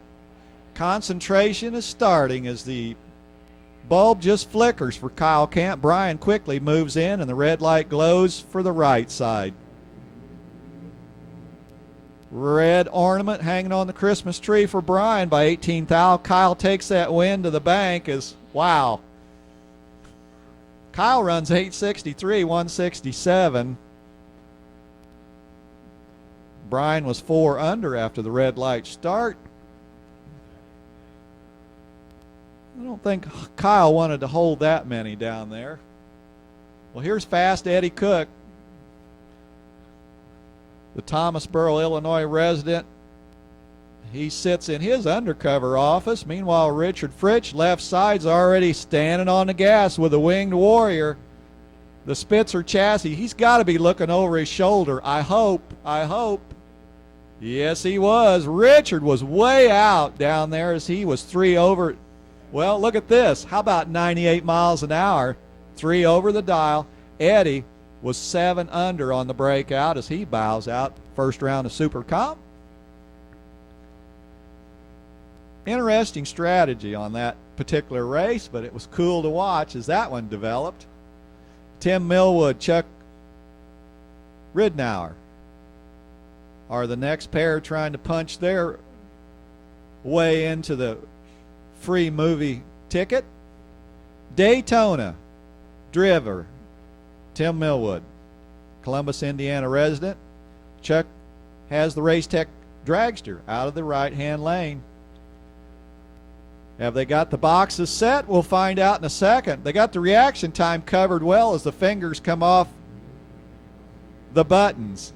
Dragster is trying to put the jet power into use, and holy cow, he gets it done down here with a 9 flat run for Chuck out of the right-hand lane. Tim Millwood, how about an 885 off of an 890? Not a good start there unless your opponent does it worse. But Chuck kept it on the top side of the hill as he takes the win and moves to the next round, and we'll bring up Sean Parker, Chris Balcom. Now, Sean Parker, representing Kalamazoo, Michigan, the APR HinkelAuto.com sponsored racecraft pipe. Steve Parker, the crew chief. Chris Balcom, the electrician. Comes in handy when you got miles of wires on these race cars. Mullis chassis pipe. And just like that, 660 there, welded together. Chris had the bulb, and he's got the win as he kept it 4 over. Sean missed it by 10 thousandths and got there too quick on the breakout.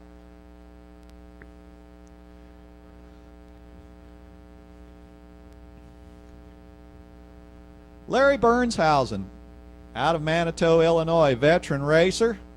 Gebhardt Pipe is his office. Cheryl and Brody, the crew, 86 Division III Super Pro champ.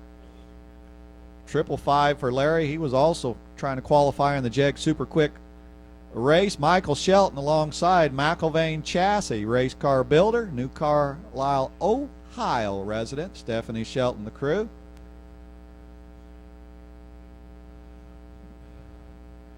So the fingers do the talking as they'll start walking. Well, Michael Shelton, 9 thou red. Larry was 2 thou red, but Michael did it first. Michael did it first as he's out. Larry, well, probably just drove it out the back door 4 under, but he'll take the win light via Michael Shelton's first red light. So Michael runs 877 and 181. Booming speed for Shelton's machine. Is that 604 big block Chevrolet. Shows what it can do. Kelvin Kenny Jr., the Winged Warrior, rear engine dragster, running the west side of the racetrack. Route 1320 has been busy today as we send them 2x2. Jeff Smith Jr., the Kendallville, Indiana student.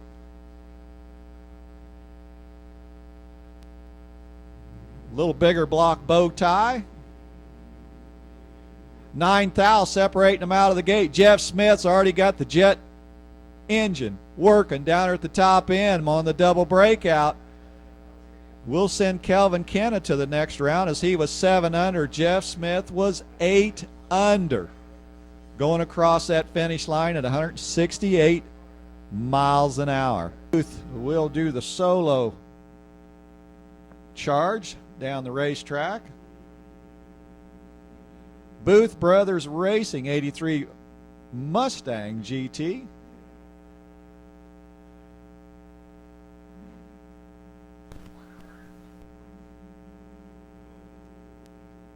$11.68 on the National Dragster board. Just a number to post for now.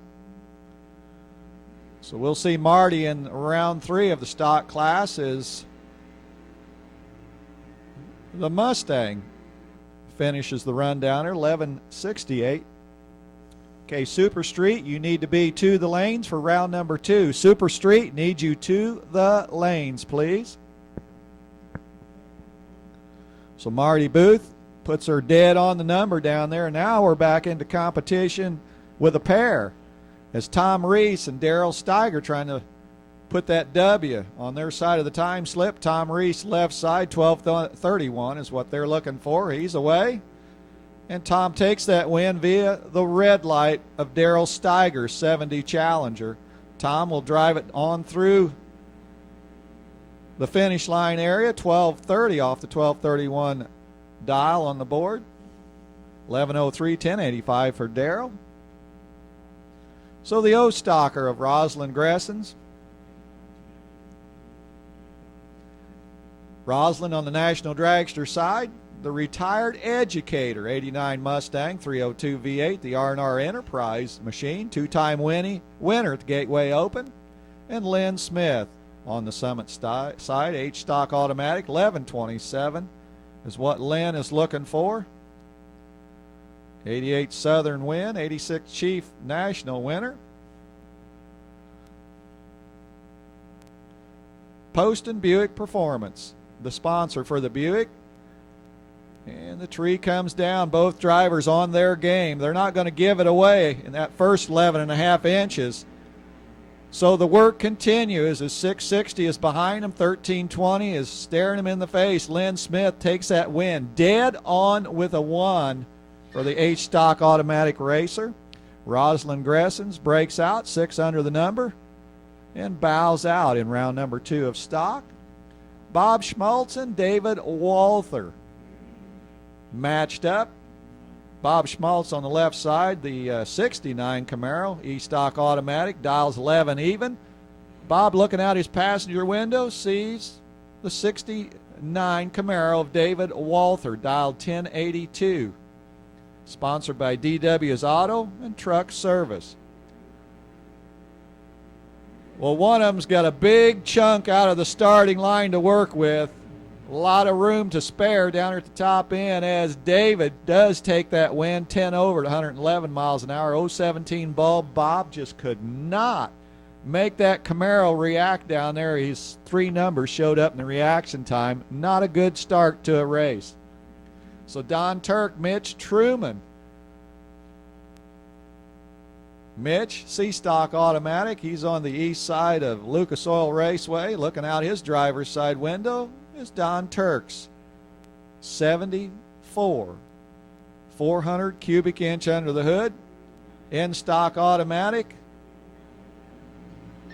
3. All right, Super Street final call. Super Street final call. Wind light comes on for Mitch Truman, dead on 6. Don had the light but was under by 3 on the losing end of that. Super Street, final call. Super Street, this is your final call. Round number 2.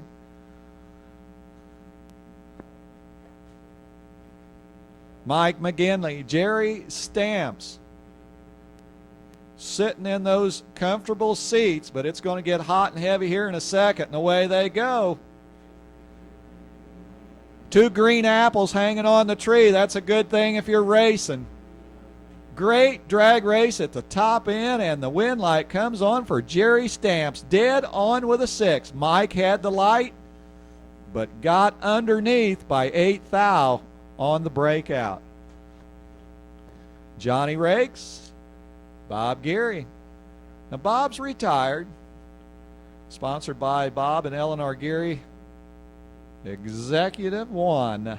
72 Buick GS. Division 3 racer. L-Stock automatic. 1166. Bob's away. Johnny. He's on that red-eye flight. We've had a lot of them today. Not a good thing if you're in a race car. Bob Geary, he's 4 over at 111 for the win. Johnny Rakes, red eye showing. So we'll leave it at that. We'll see Bob in round number 3. All right, Super Gas, this is your first call to the lanes for round number 2. Super Gas to the lanes, round number 2.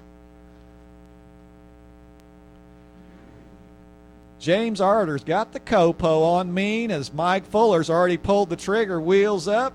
We're not watching Super Stock, but it looks like it. Great race, interesting race, top end. Who's got it? Mike had the bulb, and he's got the win light as he ended up 3 over the dial. James got there too quick, pressed it down there on the top end, and ended up 4 under on the losing effort. Well, let's bring up the M-Stock automatic and the J-Stock automatic. The bright red fastback 67 pony car, 289 V8, 1221. Will be chased by the Formula of Rob Holmes, J-Stock automatic. Red car, red light, Bobby Bishop. He bows out in round 2 as Rob Holmes holds court on the starting line. That's all he needed to do, as he was under by 1. Bobby Bishop, well, he was under by more, but irrelevant on that short race. Antrobius Racing out of Ohio, George. He's got the fun job pressing the pedals. H-Stock automatic, 1139. He leaves first. Richard Rinke, another Copo driver. He's the engineer of the Copo program out of Michigan. 972 is what he's looking for.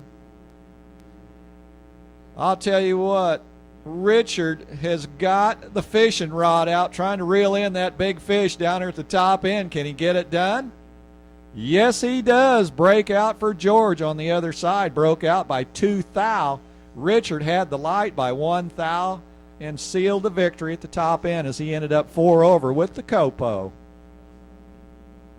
Super Gas needs you to the lane. Super Street, you should already be there. Well, Jim Toole, Kevin Love bringing the white vehicles to battle.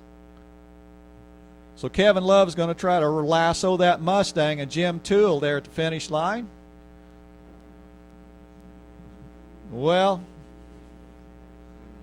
we'll tell you the numbers here in a second. Kevin Love is closing the gap quicker than probably Jim expected there. And Kevin Love will take that win as he had room to spare. He had the tree covered by a mile. Jim was just helpless there. We'll see Kevin next round. Unfinished business is what Rick Winchester calls his racing team. 71 Camaro, H-Stock automatic, 1102. Little on the slower side is Chris Stevenson's 1174 Apollo. He'll be on the Summit side. Rick is occupying the National Dragster lane. So it's lights up, heads up, wheels up. The crew's excited down here. I think the crewman for Chris thought, man, that looked good. And it was, and it is, as he was 007 out of the gate. It was 2 over the number as Rick Winchester watched the 1106 117-mile-an-hour pass go to no avail for next round. All right. D-Stock automatic a pair. We send them heads up. First one to the finish line is the winner.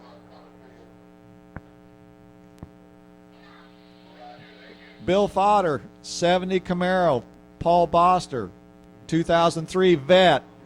Whoever gets there first is the winner. They're green down here. The work's done here. They got to do it down at the other end. Corvette looks like it's out in the lead down there and does take the win as Paul Boster got the tree, but it was close out of the gate. 4,000 separating them, and Paul takes the win on the heads-up race. Dave Campolito, the Salem, Ohio resident, 96 Capri, P-Stock automatic, National Dragster Lane. He's not reading it, he's driving. 1315's the dial. Matt Lund will be chasing with a 1033 dialed B-Stock automatic Firebird. He'll be flying high. And he put the two wheels up in the air as the power band kicks in.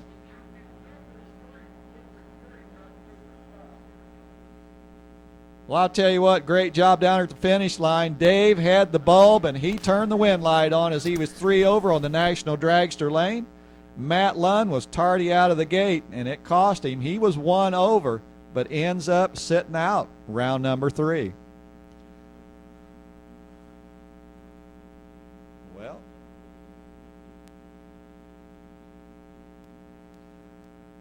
Well, I'm assuming a competition by David Garrity's already going to work over there with the Apollo, the M-Stock automatic racer, was supposed to race Brian Livingood, but Brian not able to make the answer. So David will take a 12:02 and run a 12:03 108, and we'll see David with the rest in round number 3 of stock class. Well, how about the wheel standers? They're on the deck right now as Bill Dyer and Bill Lowry will start out super stock round number 2. And we've been watering the concrete. We're still growing cars out of there as the burnouts are complete. Bill Dyer, super stock in class. The contractor, 85 Mustang. He's got the National Dragster side reserve with his 1105. And on the Summit Racing side is Bob Lowry. He's a plumber. There's a little bit of plumbing going on in these race cars, too. That's the 84 Corvette. Bright red. 941. Corvette chases the Mustang. Bob's got that lariat out, going to try to lasso that Mustang down there. Wheels up, just as promised. Super Stockers at its finest. Here comes Bob. Bob flies right on by, and he takes that win as he was 3 under the dial. Bill Dyer was 6 under on the losing effort as super stock round number 2 is underway. Now this is our veteran racer, Don O'Malley. He's had this car, he knows it like the back of his hand. He's retired, Decatur, Illinois resident. Super stock H automatic, 979 will be chasing. Bruce Gibson's 73 Dart Sport. That's a Parson and Myers engine. James Gibson turning the wrenches.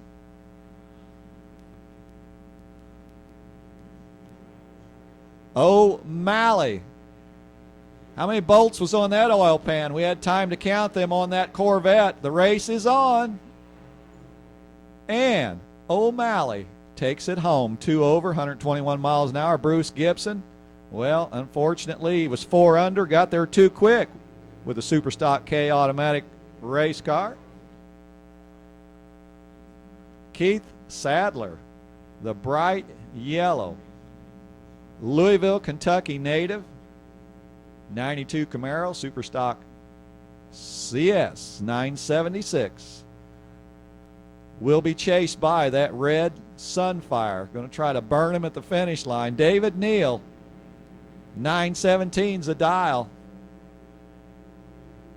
Keith using the back tires for the weight transfer there as the wheels were up, and he's the automatic winner. That's all he had to do was get out of the gate green. David did not.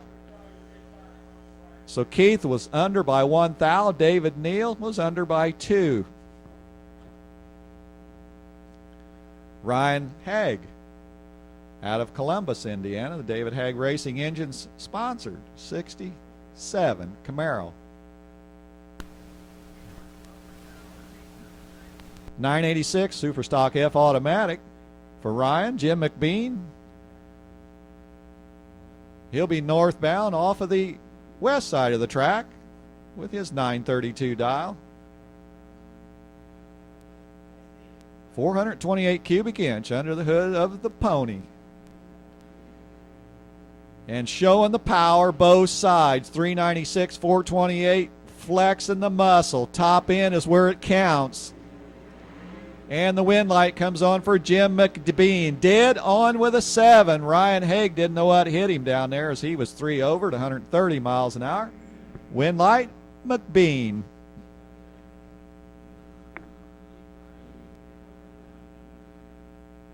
So Bowling Green, Kentucky is where James Vester resides, home of one of the Division III races. Superstock C automatic.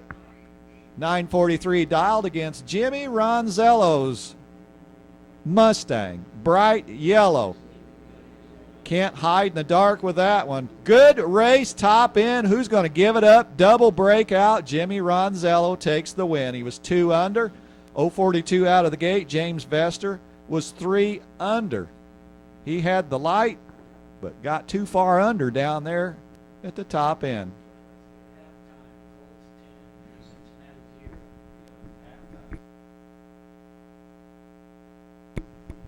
Ray Paquette, veteran racer out of Holt, Michigan.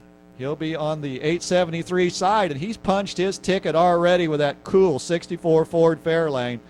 Don Carpenter up on the wheel and spray painted the bulb red on the right side. So Paquette was 1 over. Carpenter just drove her out the back door and was under by a few. Craig Sullivan and the beautiful yellow pickup truck of Bobby Alvey. Bobby Alvey's dialed 1071 with his Sonoma pickup truck. And Craig Sullivan, another one of the Mustangs in the class, small block 352, but you watch it turn the horsepower on there at the top end. GTF Automatics chasing hard and gets it done as Sullivan on the double breakout hammers the win home. He was 2 under.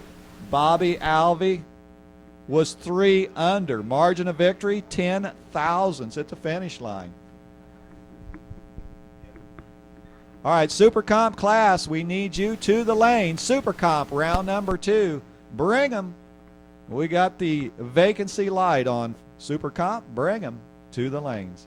Ernie Neal, Ollie Steffen. How about that? Cool. 71 Corvette. Super Comp, you should be to the lanes. Super Comp, to the lanes, please. All right, Ernie. Wow, wheels up. The car took a move to the right-hand side. Lifting was not an issue, and he takes the win. Ernie worked for that one. He did not give up. Ernie Neal was 2 under. He was driving that car as it was sawing back and forth. Ollie, unfortunately, bows out as he was 3 under on that run. So Larry Eagle, the Blendzall Racing Oil sponsored, Bethesda, Ohio resident, 948's chasing Jamie. Larry Eagle says, let's going to save the tread on the front tires as we leave. Man, oh man, what a race at the finish line. Double breakout again as Larry Eagle was 2 thousandths under. Jamie Groves was a 2 full numbers under. So we'll see Larry bringing it back for the next round and the bye run. Super Comp, you should be in the lanes. Super Comp, you should be in the lanes. Ron Terrell, Super Stock. 008 out of the gate. He's retired. Hebron, Kentucky's the hometown. Had 11 dial on there and runs 1019 at 105. And all Ron had to do was complete that round on the bye, and we'll see Ron in the next round as another outstanding, exciting Super Stock and Stock round number 2. Well, no more choosing your dial for this class is Super Street 1090. There it is. Ladies and gentlemen, 1090. Just make the cars work around that. Well, Joey Ship has the bye run, and he's going to complete that here. Ship Racing, the Ship Racing family, several generations racing, as Joey will lead the Super Street Round 2 event.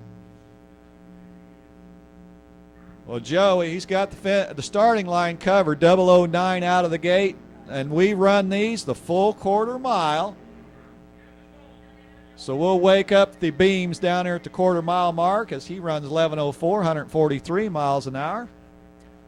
And Joey Ship has done his work. We'll see him in round number 3 of Super Street. Now we got to do the earning part of it. Mark Smith, Chris Balcom, they did the work. They got through that first round. But as I always say, the terrain gets tougher and the hill gets steeper as we move through the elimination rounds. Mark Smith, left side, the Bowling Green, Kentucky racer, and Chris Balcom. What a great start. This is absolutely anybody's race. They are rubbernecking, I guarantee it, at the finish line, and the wind light dead on 8, 11 thousandths package for Chris Balcom. He takes that win.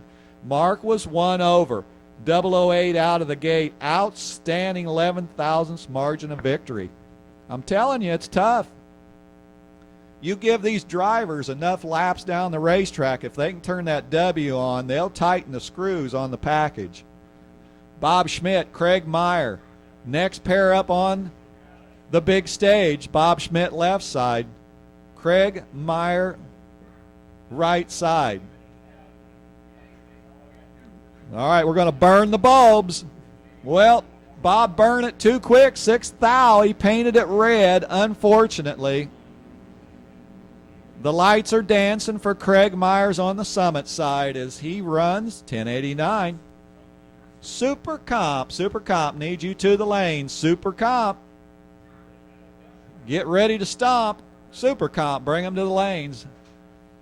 So Craig Meyer takes that win. He was 5 thou under. He kept it green. Sometimes that's all you need to do. Micah Powell, Ron Butts. Ron Butts on the summit lane. 4 thou separating them out of the gate, so they're front fender watching. The dump zone is busy now as Ron Butts, they were both trying to dump down there. Ron Butts takes that win, 1095 to a 1096 for Mike. Margin of victory, 48 thou. I saw them boat anchors being thrown out down there at the finish line. Ricky Ship Jr. bringing that red Nova, the aircraft mechanic, 555 under the hood. And how about Rick Ship Sr.? Who's buying supper tonight? 6 thou separating them out of the gate. They're fighting, scratching, clawing, wheeling, dealing. Finish line. Wind light comes on for Rick Ship Sr. He was, I'll tell you what, they were both 4 over. So they were kicking the can north down there. Margin of victory, 11 10,000ths at the finish line. Wow.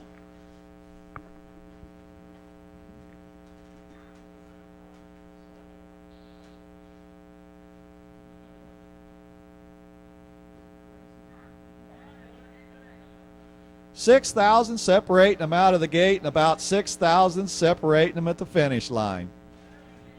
So that's why we had to go out 3 places. Super Gas and Roy Eisenhower. Now Roy, he likes the cool breeze blowing in his face down there as he's got the 67 Camaro on the summit side. 68 Camaro rocking and rolling Brad Garner. Sunset engine for power.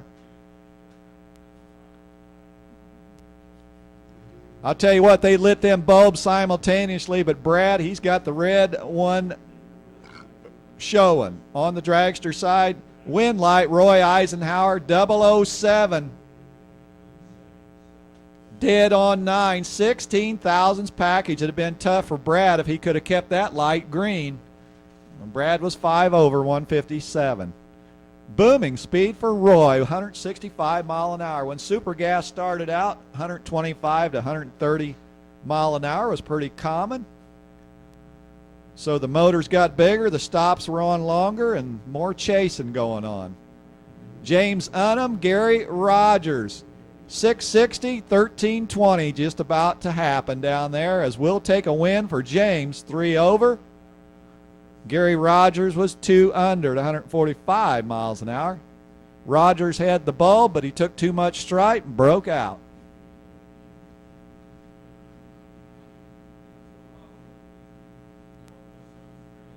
So Columbus, Indiana, Millwood Racing Dodge Challenger. 471 Dodge under the hood, propelling Tim Millwood on the dragster lane. Looking out his passenger window, there's Marcus Bush, the teacher, with the Nova. Alan Bush, the crew chief.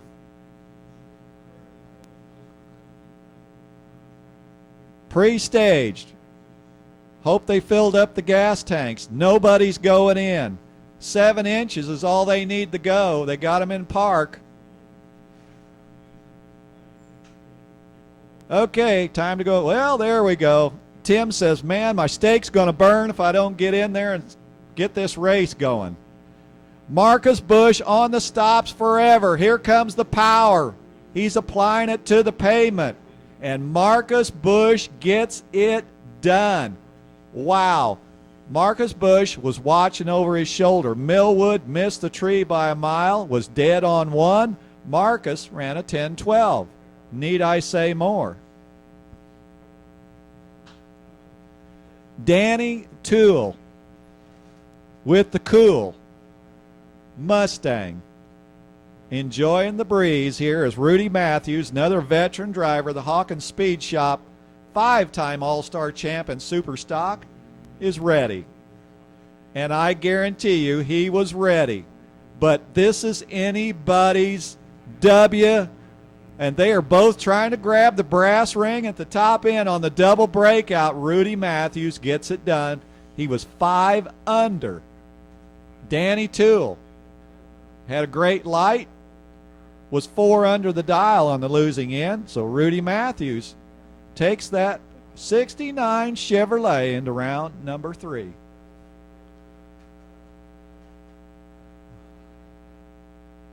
Bob Locke, Phil Stamps. Lock the tree down. Well, I'll tell you what, these lights are awesome. As a driver, when you see these on your time slip, gives you a good feeling. And Bob Locke, he takes the win as he holds court with his 991. Phil Stamps, too quick on the breakout. He was 5 under at 137 miles an hour.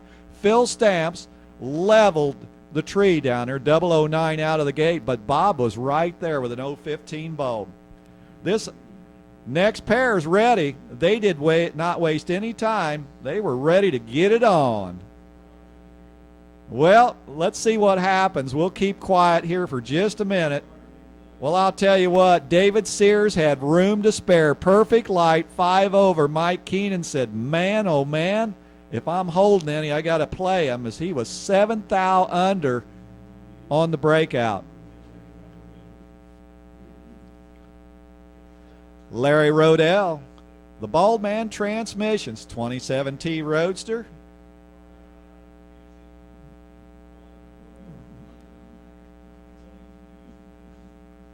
He's on the left side. Right side, Scott Deffenbaugh. Deffy Racing, 66 Nova SS, and man, it is a nice racing machine. Larry doing a little bit of driving for the Roadster over there. Sometimes that kind of helps you decide what you're going to do down the finish line. Now, Larry was 3 over. He drove a few more inches than the 1320, but he was working it, and he won it. Scott Deffenbaugh, he broke out as he was 3 under. And we'll see Larry next round.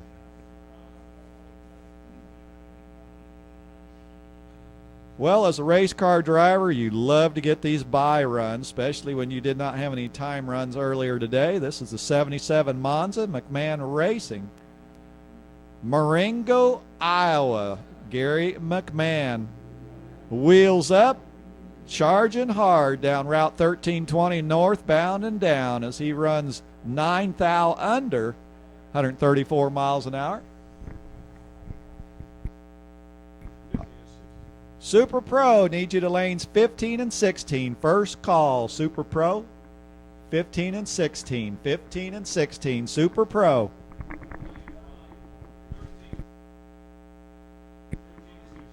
All right, 13, 14, 15, 16. Super Pro, need you to 13, 14, 15, and 16, please.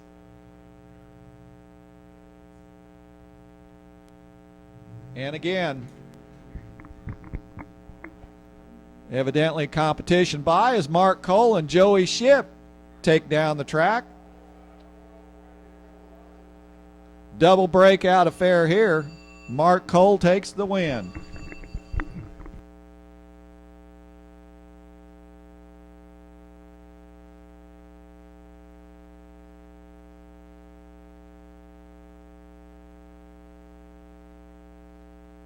All right, Mark Cole survives that double breakout. He had a 005 light. He was 4 under. Joey Ship also was 4 under on that pass. They were both under right to the 10,000s. But the win light comes on for Mark Cole.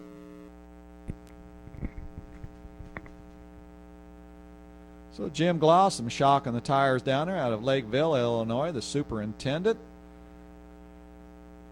One of the small block powered rear engine dragsters. It's a racecraft pipe.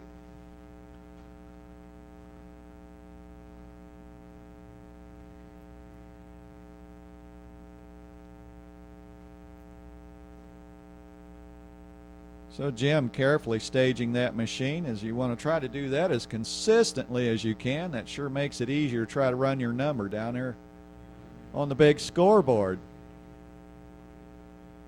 So he'll take that 40 bulb and standing tall on the tires. He's 887 and 153 miles an hour.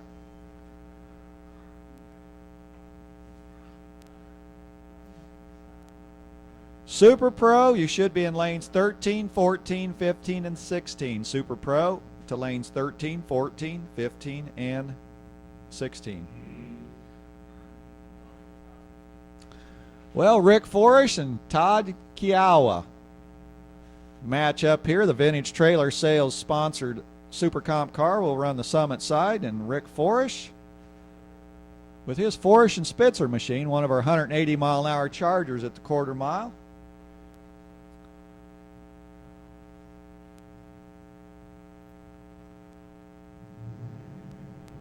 All right, RPMs come up as the power band kicks back in after the throttle stops have done their job. And on the double breakout, Rick Forish seals that win. 183 mile an hour charge there, one of the faster Super Comp cars. He was 3 under the dial. And Todd Kiowa ended up with an 882 off the 890 mark they're both looking for is Kathy Fisher and Chris Sullivan. A great matchup here in round 2 of Super Comp.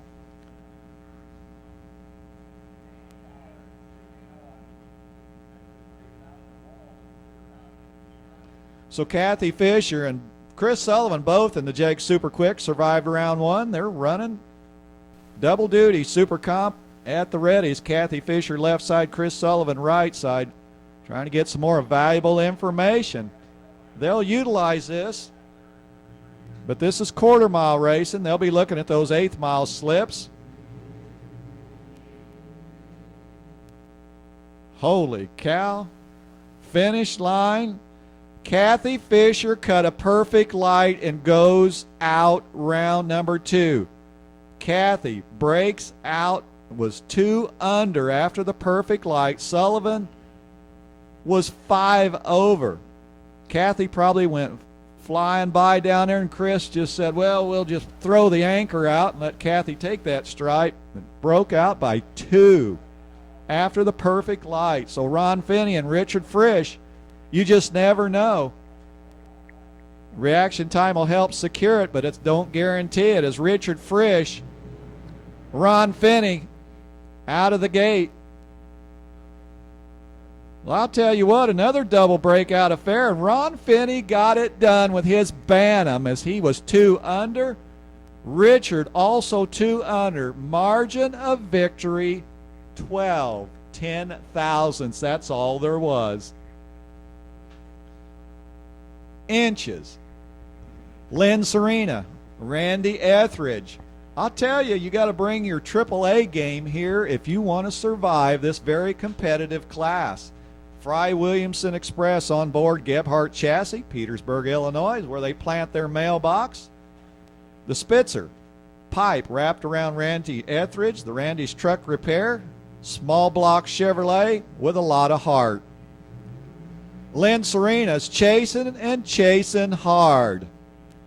Lynn had the bulb, but Randy's got the W. He was 3 over. Lynn broke out with a 888 at 152 mile an hour. So Lynn had the light, but the win comes on for Randy as Timothy Louderback and Jack Dorsett. The Gladiators at the line next. Louderback cut a perfect light during the first round of the Jeg Super Quick. The Alton James Speed Shop sponsored machine, small block, running the left side. Jack Dorsett, the telecommunications technician out of Plainfield, Indiana. So they are pre-staged. They're probably finishing their sandwich down there as they're kind of got them in park right now. Well, I sure hope they put the cans of fuel in these race machines. Jack bumps in. And Timothy. How about 200 separating them out of the gate? Here comes Louderback charging hard, but he breaks out. Dorsett, I think basically down there, just touched the brakes as he was 6 over. Timothy Louderback was 4 under. Jack had the bulb. Timothy was trying to catch up and broke out. So Josh Camplain and Larry Burnshausen up next. So Burnshausen had some unfortunate luck in round 1 of the Jeg Super Quick, and he's doing double duty. He'll run the right side. The Sloan's Racing Transmission sponsored Gebhardt chassis dragster. Josh Camplain. Greg and Judy watching on down there as the Shelbyville, Indiana racer pulls the trigger on it. Clean and green, they're on mean. Nice charge down at the top end, and Josh Camplain had the bulb, but he's got the win as he was 2 over. Both drivers 2 over.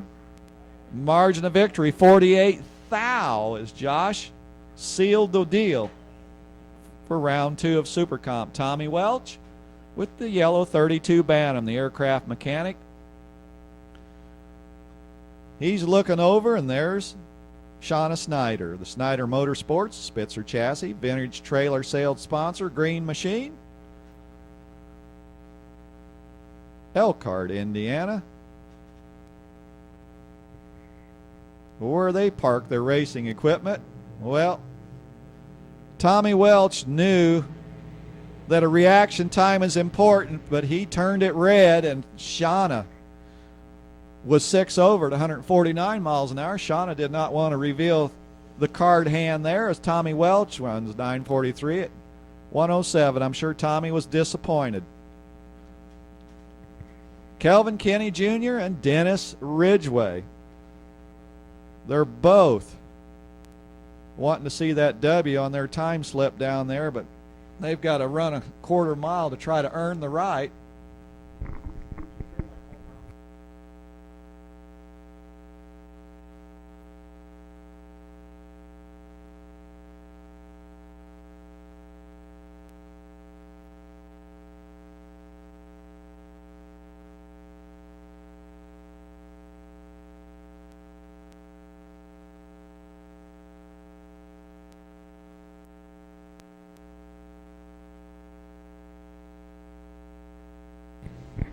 All right, Ridgway's got the ball, but he is chasing hard. Got the lasso out, trying to lasso him in down there, and he gets it done. Ridgway was 3 over. Kelvin kind of helped the cause down there as he broke out. by a few, and I'll be nice about that, and we'll just call it a breakout. Ridgeway survives, and he'll move into round 3 of Super Compass. The short and long of it all is Pat Lamont. The National Dragster lane is his reserve spot. Lamont Auto Trailer Sales, 23T Altered 500 Chevrolet, pulling the driver down Route 1320, Chuck Reidner. Race Tech Office Chair. This is a dandy. Little bit of a wiggle for Pat Lamont in that short wheelbase Altered about just before the 330. Well, Chuck takes the win as he was 3 over at 167 miles an hour. 013 bulb. Pat Lamont having to drive that Altered just a little bit of sachet as it was traversing down 1320. He was 2 over, 160 mile an hour charge.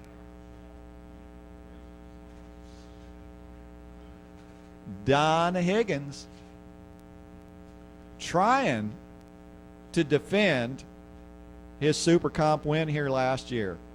Jason Hartig, if he's got anything to say about it, he'd like to ruin Don Higgins' day. Crew Chief Pro, business owner, the software company. American Chassis Dragster with a Schmidt engine, won 2010. Chicago race, Crew Chief Pro, software on board. Jason Hartig, Millennium Trailers, 555 pushing Jason. Racing Jason down the summit side.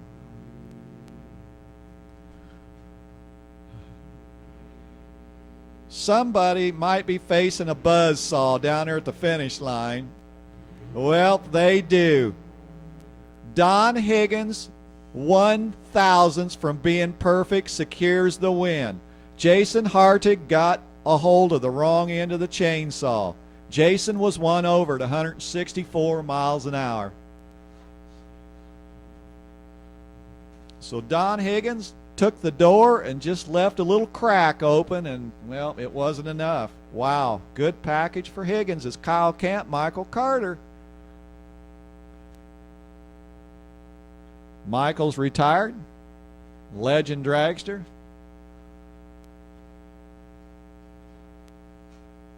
Bob Nichols, the crew. Kyle Camp, the student out of Terre Haute. And Kyle will take that win as it was over. 11.5-inch race as Kyle Camp. He red lit, but he did it second. Michael just missed the tree. Tough break. Kyle Camp holding a few as he was 2 under at 166 miles an hour. We'll see Kyle round number 3.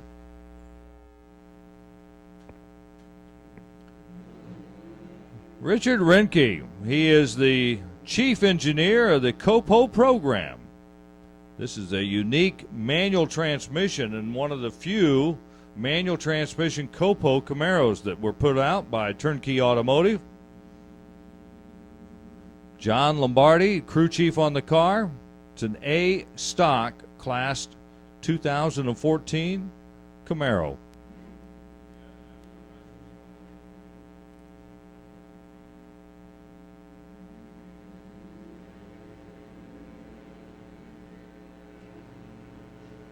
.966, 141.39 for Rinke. He moves on to the next round of stock eliminator competition.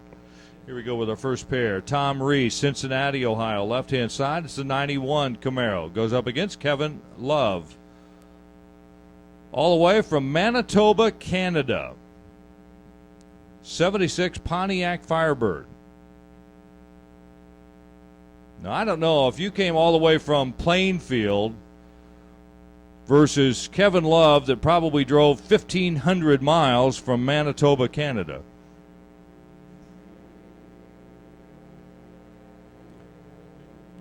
Tom Reese came up from Cincinnati, Ohio, and it is going to be Tom Reese for the win.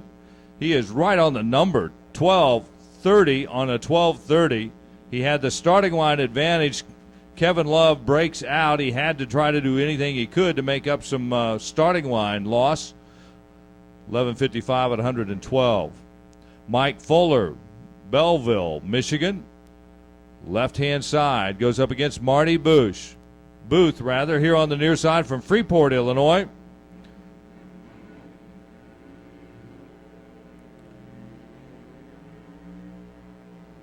And Marty is going to be the automatic winner here with the Mustang GT. 1169 at 111 miles per hour.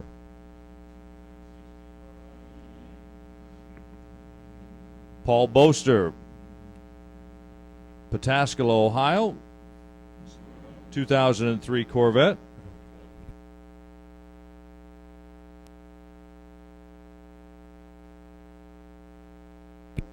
David Walther here on the near lane. Stick shift, manual transmission, 350 Chevrolet, 69 Camaro.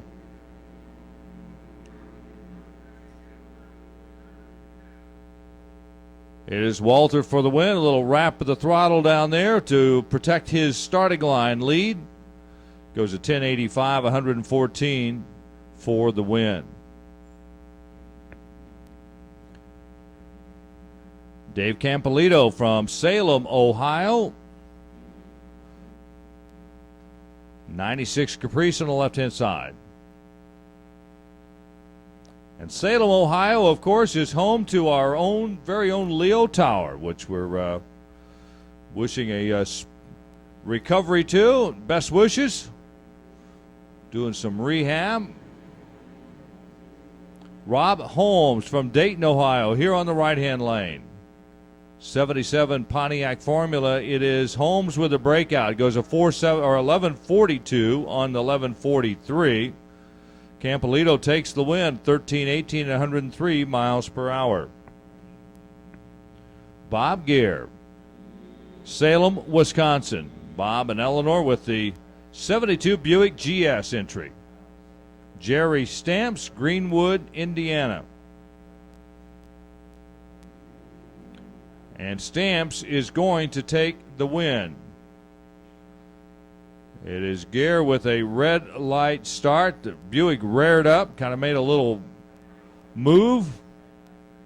Jerry Stamps for the win, uses the time run, goes 1170 on his 1172 dial-in.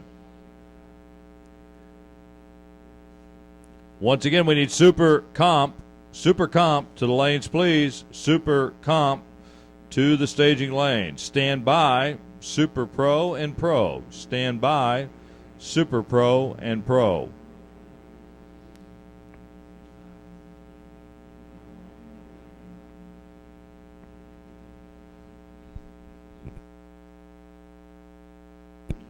David Garrity, left-hand side, Greenfield, Indiana. Mitch Truman, North Manchester, Indiana, here on the right-hand lane.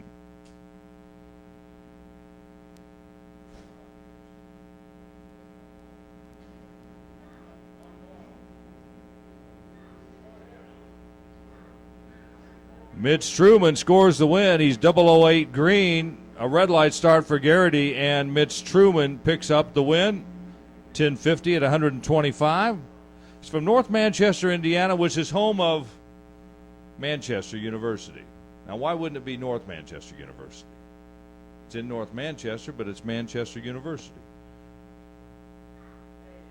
Lynn Smith, Pontiac, Illinois, 73 Buick Century. Chris Stevenson, here on the right-hand side, 73 Buick Apollo. Bonnie Ray on the left-hand side.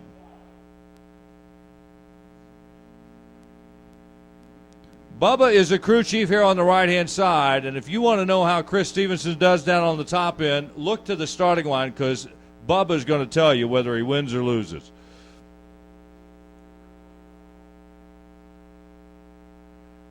Lynn Smith for the win here, a 11:27 on the 11:27.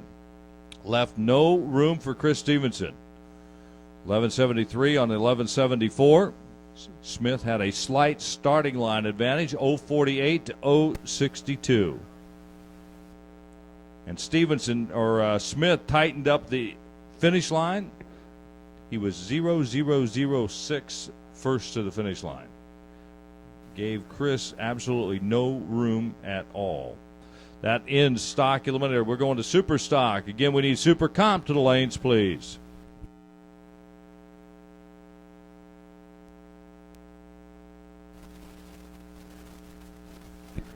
Jim McBean, left-hand side. Chardon, Ohio. Bob Lowry.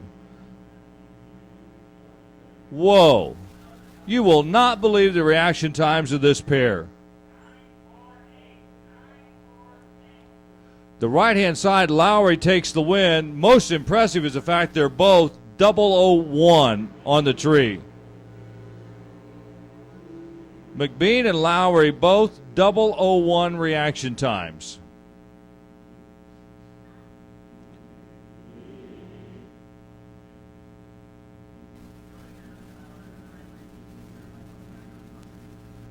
Keith Sadler, Louisville, Kentucky, left-hand side. Larry Eagle, Bethesda, Ohio. The 87 Camaro here on the near side. Wheels up in the air. It is Eagle for the win. Surprisingly enough, Eagle has actually a worse reaction time. The key is it's the second worst. Sadler red lights first.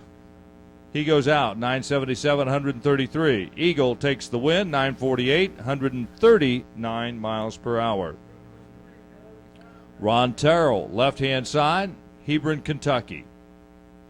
85 Camaro, it's a Superstock J automatic class machine, goes up against Ernie Neal. It's a manual transmission. The GT converted car, the 05 Cavalier is in the GTC class. Rear-wheel drive Cavalier.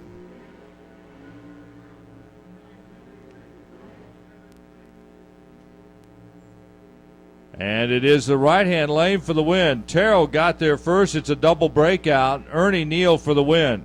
922 on the 924, least amount of breakout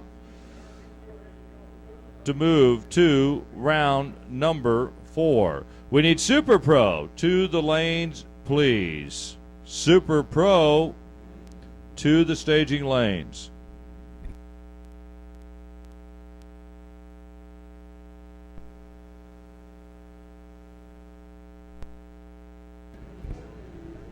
Craig Sullivan, Jimmy Ronzello. It is Jimmy Ronzello for the win. 925 on the 924.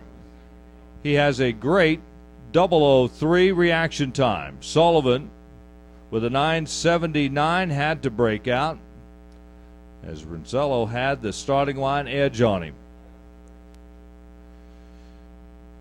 Here are two veteran Superstock racers, Don O'Malley on the left-hand side. Ray Paquette here on the right-hand side with an original Ford Thunderbolt. It is Paquette moving on for the win. Paquette continues to win, moving the teardown for his record certification a little bit later. O'Malley with the red light is 075 red. Ray Paquette was 040 red. We are back online with Super Street. Now, they don't have to figure out what they're going to dial. We've got that figured out for them. Joey Ship, Rick Ship, who's going to buy supper tonight? The Ship family is on the line. How about the 56 Chevrolet on the Summit side? Joey Ship, respiratory therapist, through the week. Today, in the race car, trying to run that 1090. Rick Ship Sr.'s got the same plan. Obviously, these two racers know each other well. They know their capabilities. But it's just them, the tree, and the scoreboard. 27, 16. Well, obviously, Rick Ship Sr. had the bulb, but the win goes to Joey Ship out of the left-hand lane. He ended up being 200, 139 miles an hour. He was charging hard on the top end with his Camaro. Rick Ship, well, he ran a 10:45. Not sure what the plan was there, but we'll move on as Craig Meyer and Chris Balcom trying to get it done. They'd like to see round number 4. They got to get past round 3 as we speak. Craig Meyer left side, Chris with the Cutlass. trying to cut the nets down there at the top end. Wind light comes on for Craig Meyer, 1 over, 133 miles an hour. Chris had a good game plan. He was 2 over, 4 thou, separating him out of the starting line area. And the bye run for Ron Butts. You take him whenever you can get him. It's like a free time run. The sun was out earlier. Well, now we got clouds moving over. Buick GS. Conditions do change. It does affect all the classes. 1090, that's the number that's put down there for them to work with. Red light, doesn't matter on the bye run. Ron Butts just about to enter the dump zone. He runs 1085, 121 miles an hour, 5 under. Found out what he needed to find out. We'll see Ron. Round number 4 of Super Street. Super gas class with a lot of glass. David Sears and Gary McMahon. Gary's on the Summit side. The supervisor. Right now he's supervising that 77 Monza. 990 is in the program. David Sears, his program with the 64 Red Falcon is to turn the wind light on. 598 cubic inch big block Ford. Puts a red bulb out there. We won't embarrass him, but it was a deep red for David Sears. Gary McMahon takes it to 2 under, 134 mile an hour run, and he'll go to round 4.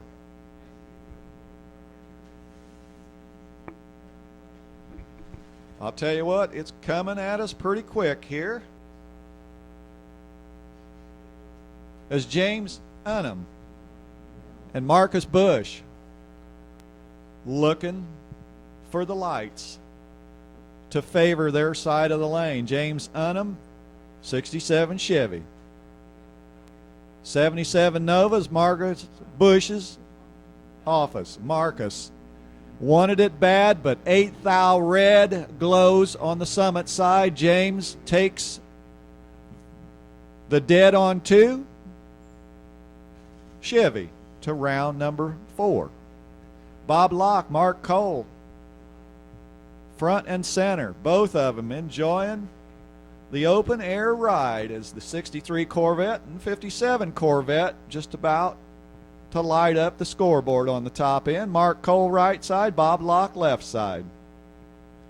2 Indiana natives, Bob the accountant, Mark the machinist. So Bob Locke's going to try to work those numbers down there on the board. 14 thou separating them on the RT slip. Here comes Bob. Mark's looking over, and Mark's got that win as he was 2 under, 136 miles an hour. Bob Locke was a little deeper. He bit the stripe down there as he was 4 under. So Mark Cole advances. Well, a couple more drivers that like that open air feeling. Larry Rodell, the Bald Man Transmission Roadster. He's on the west side of the racetrack. Roy Eisenhower. Wow. Good bulbs. Now this one is going to be a monster fight at the finish line. The 2 gladiators fighting it out. Double breakout. Larry Rodell, he gets it done, 4 under. And Roy also 4 under. That margin of victory was 41 10,000ths at the stripe. Double breakout. All right, Pro, need you lined up on the west side. Super Pro, we need you back to the lanes. Super Pro, back to the lanes. Pro, we need you on the west side, please. Rudy Matthews with the bye in Super Gas, round number 3. Hawkins Speed Shop, 4 under, 149. He was holding a few in his pocket as he took the free pass to the next. Josh Camplain, Jack Dorsett, sitting at the edge of the swimming pool. The tires think, oh boy, we're having a leisure Sunday, and the drivers step on the pedal and the smoke clears the burnout box. Josh Camplain. has chosen the Spitzer office chair for his comfort. 890 is the number they're both looking at. Jack Dorsett got the power chassis, small block Chevrolet. So Dorsett with a blue dragster on the right side. Josh Camplain looking for the wind light down there. All right, Pro, you should be back to the lanes on the west side. Pro class to the west side. Super Pro, need you back to the lanes. 1,000 out of the gate. Here comes Josh. He is pedaling hard down at the top end. Here comes the dump zone, the speed trap. But Jack Dorsett holds him off down here at the finish line. Jack was 2 over for the win, 21 thousandths margin of victory. Josh was 4 over the dial. I believe Josh maybe cut Jack loose, hoping that Jack would break out. Did not happen.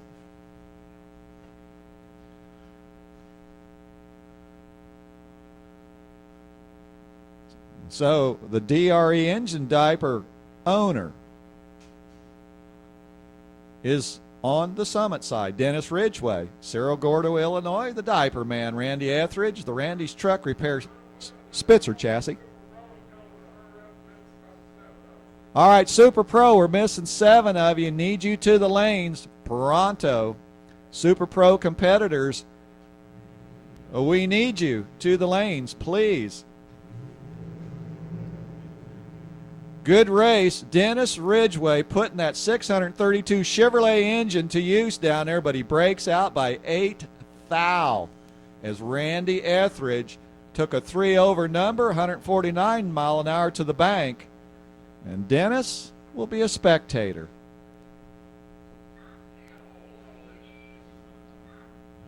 All right, Crew Chief Pro, man. He had just about a perfect run last time, missed it by 1 thou. As a driver, very comforting. Don Higgins, Crew Chief Pro, owner. Left-hand lane, Shanna Snyder, the Snyder Motorsports, vintage trailer, sponsored, Spitzer chassis. Trying to get it done. Chevrolet bow tie, going for a ride. Higgins holding 20 cents in his pocket. Can he buy that wind light? Yes, he does. I'd say Shanna Snyder cut Don Higgins loose. Shanna was 8 over the dial. Higgins was 2 over and takes the win to round number 4 in Super Comp.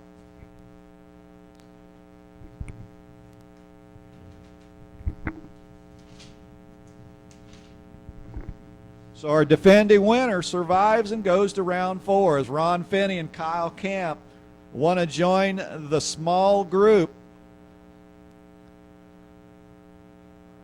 Neither driver wants to put their car in the trailer right now. Ron Finney with the 32 Bantam, the LWR Motorsports, the professor from Greenwood, Indiana, and Kyle Camp, the student, the teacher, and the student battling it out.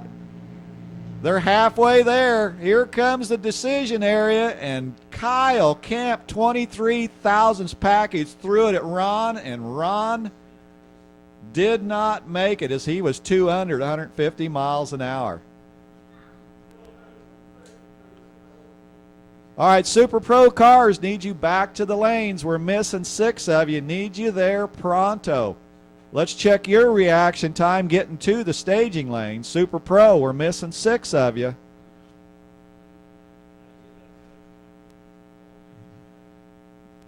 Chuck Ridner, Rick Forish. How about a 003? How about an 039? How about a finish line? Finish line says Chuck by 2 over at 172 miles an hour. Rick Forish with that booming speed, 183 miles an hour, was 1 over. 36 thou head start for Chuck. Margin of victory 20 thou at the finish line.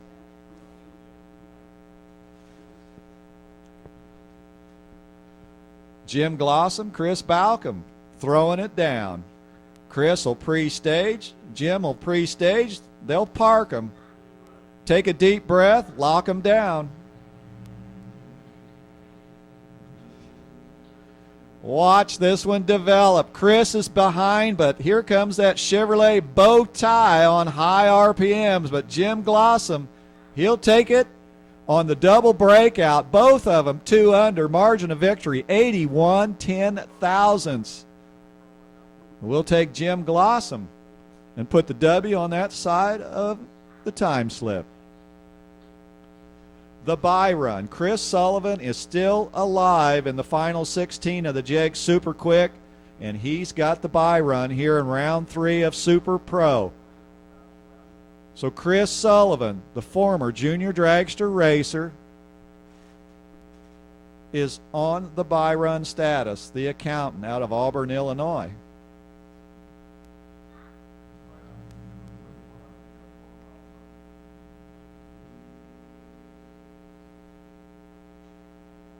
So them big wide tires are skinny and tall at the top end for Sullivan, as he was 7 over at 152 miles an hour. Tom Reese from Cincinnati, Ohio, paired up alongside the North Manchester, Indiana racer Mitch Truman. Pair of Camaros at the starting line. National dragster side, Reese, that's a third-generation Camaro, 1981 to be exact, versus the fuel-injected 95 Camaro, fourth generation of Mitch Truman. Mitch Truman knows his way to the winner's circle here at Lucas Oil Raceway, the 2008 U.S. Nationals champion in stock eliminator. So Truman trying to make up the difference of the handicap start. Can he get there? He will. Mitch Truman, 10:55.9 on the 10:51 dial-in. Had nearly 1/10 of a second in the bank off the starting line. Tom Reese gets there second and breaks out. Mitch Truman in a car that's making his second outing going to round 5 eliminations.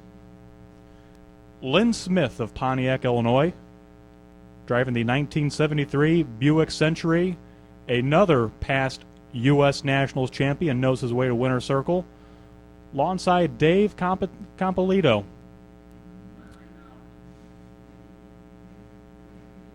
The 1360 dial to 1127.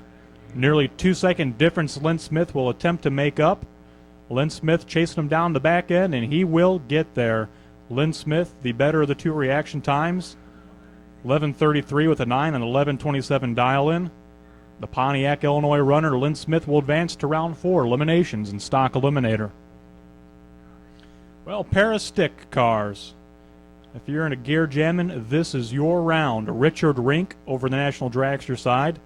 The Oxford, Michigan runner, driving that A stick car. That's a new generation 2014 Copo Camaro, a car that Richard is very familiar with, as he is the chief engineer of the Copo program. Richard paired up alongside David Walther.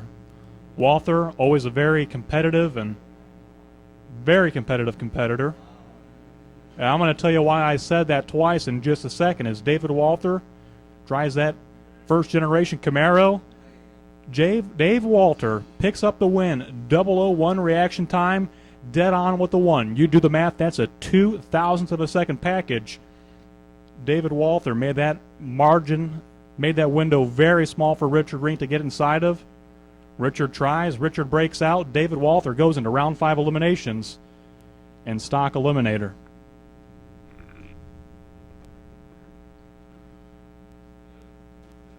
And how about this? Heads up dialing between the two. Marty Booth, Jerry Stamps. Marty a little anxious out of the gate. Turns on the red bulb, or as Ron has taught me to say this weekend, lit up the red apple on the tree out there. Jerry Stamps, 1169 on the 1168 dial, 033 reaction time. And he'll take that all the way into round 5 eliminations in stock eliminator. Well, we go from stock eliminator to super stock. Similar concept, a little bit bigger tire, a little more horsepower, a few more modifications. Your traditional super stock classes as well as the GT categories morphed into the category after the end of modified eliminator. Going to begin this with a single pass. That's Ray Paquet from Holt, Michigan, driving that beautiful 1964 Ford Fairlane. Yes, that's a Thunderbolt, all right. The same kind of Thunderbolt you see roll across the auction block at Dare Jackson for 6 figures.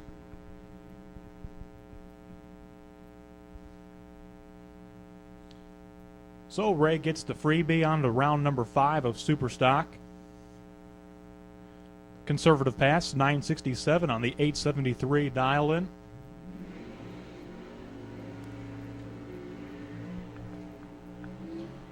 How about the Chevy-Ford matchup? Bob Lowry from Cuyahoga Falls, Ohio. The 1984 Corvette over in the National Dragster side of the track.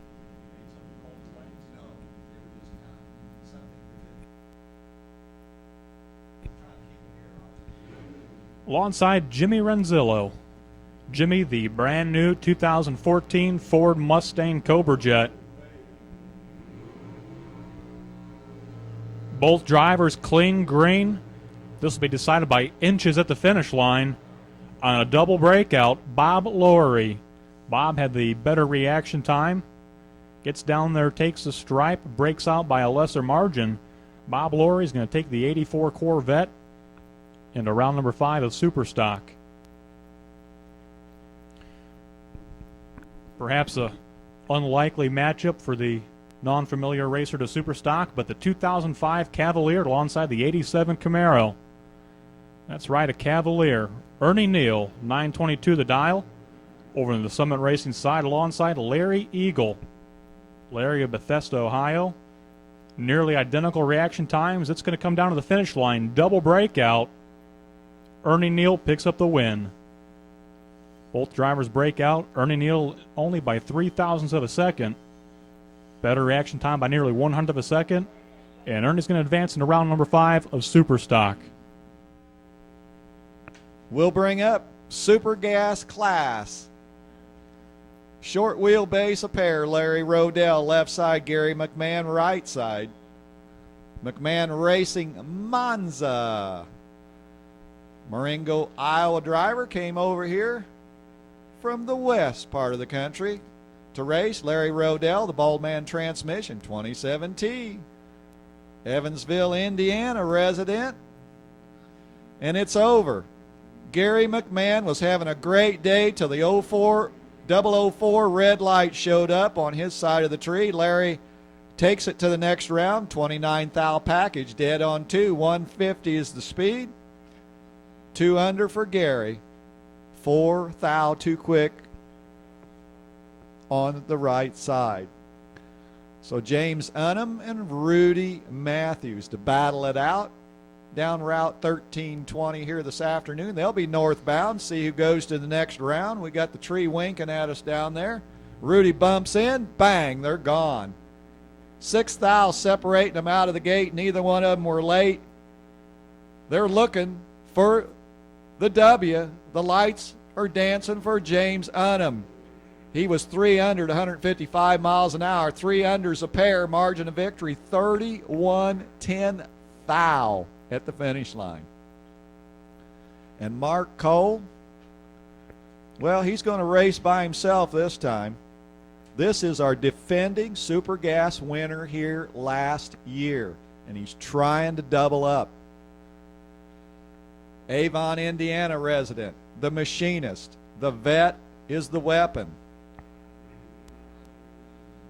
Little bit of a squiggle out of the gate, but he quickly turns the wheel, puts her through the tunnel with 6 under run, 146 miles an hour. Mark found out what he needed to find out. We'll see him in the next round.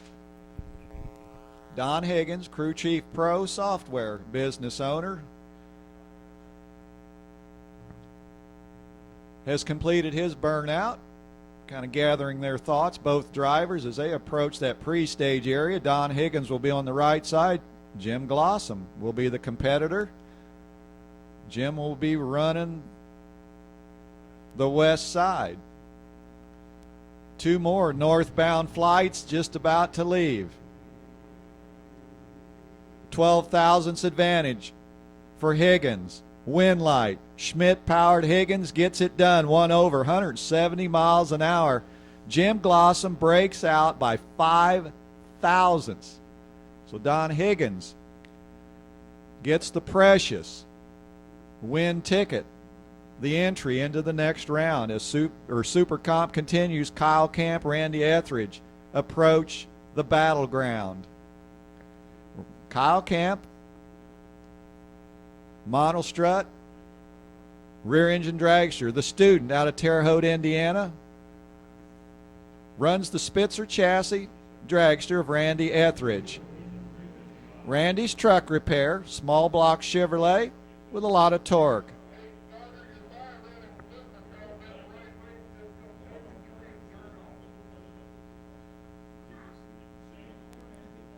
So Kyle Camp, Randy Etheridge, they've got plans to join Don Higgins as he has already moved into the next round of Super Comp.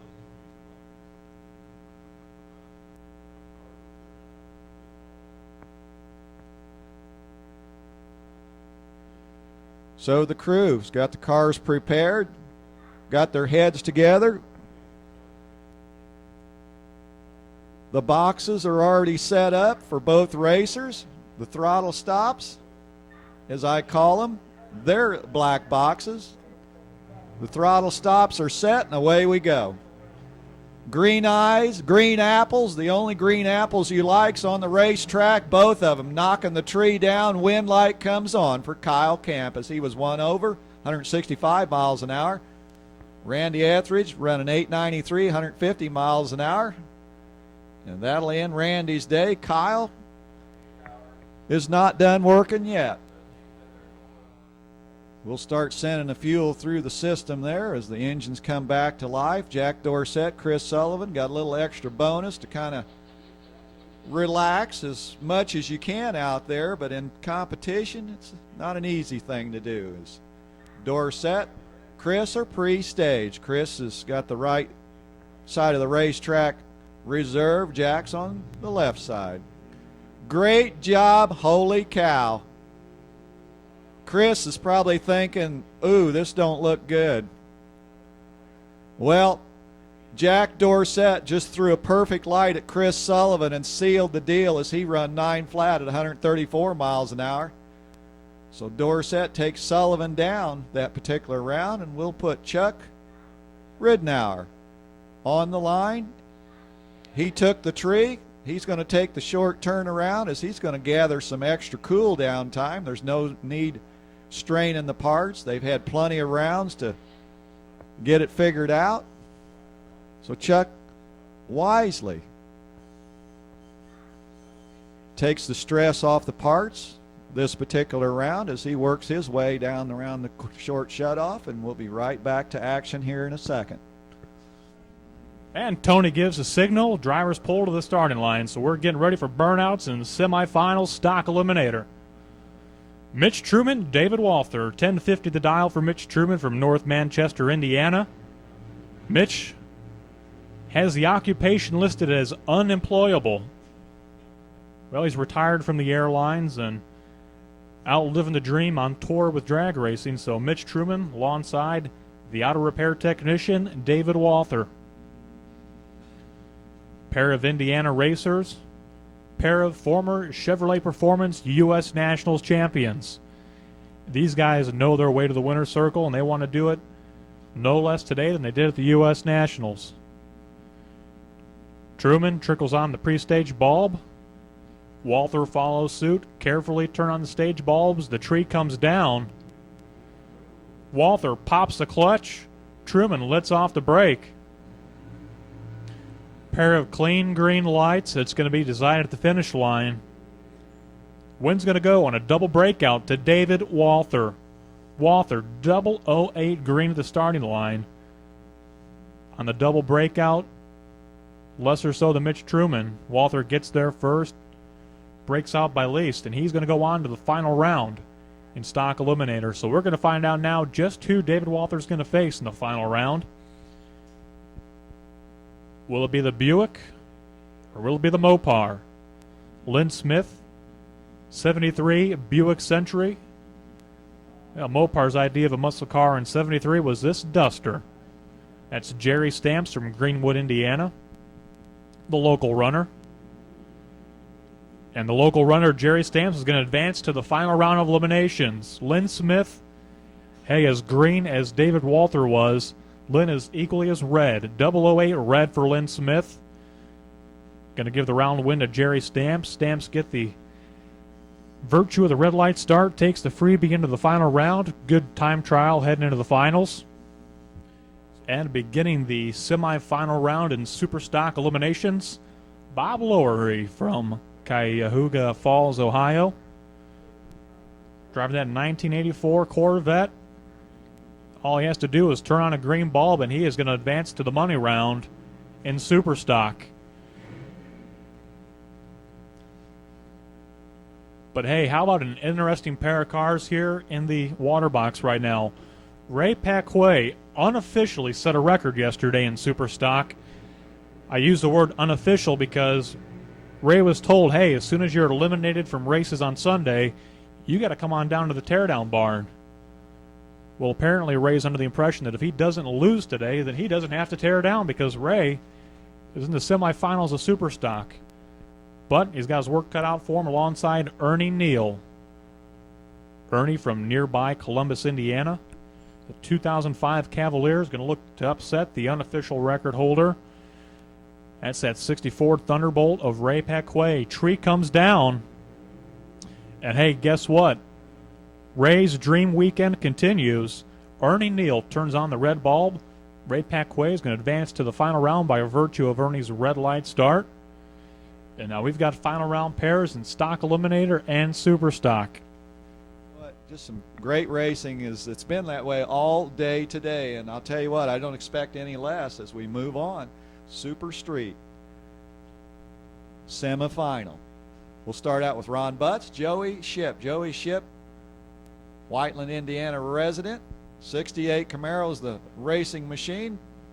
To Ron Butts is Buick.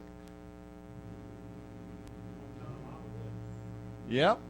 Joey Ship, Bob Glidden's hometown, probably learned a lot from watching Bob. Bob was very successful here for years, taking a lot of wins at the U.S. Nationals, but this time it's Ron Butts' turn. They were both 2 over. Margin of victory, Randy and I's looking at it, 21 thousandths for Ron Butts. He'll be in that final of Super Street. Well, Craig Meyer with the beautiful 62 Fury, he is on a solo pass, and you know what? If you ever want a bye run into the next round, it's the semifinal because you can kind of see where you're at. Well, he was 2 under, 138 miles an hour. We'll see Craig Meyer in the final, and he'll run Ron Butts for the Super Street. Them Wallies, I'll tell you what, they're getting closer to finding a home down there. So Mark Cole and James Unum want to make a date for the next round of the Super Gas class, 990. They don't have to worry about figuring out the dial. It's already down there for them. They just got to figure out the throttle stops. Mark Cole, he's on the west side. He's looking over his right, and there's James Unum. James has got the same idea as Mark's got. Turn the wind light on, cut a great light, cut the branches off the tree, leave him sitting at the bottom of the tree down there. Mark Cole taking his time as the timeout timer was running, but he got in. Wow. This race is close, close, close.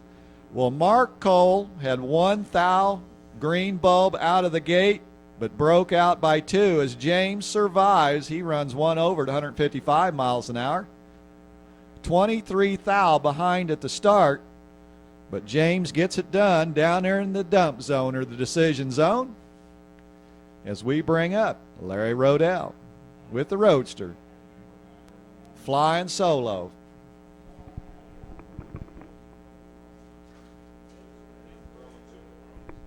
Pro, Super Pro, back to the lanes as Larry Rodell, he finishes his run dead on 8, 13 thousandths package. I'd say Larry Rodell is ready.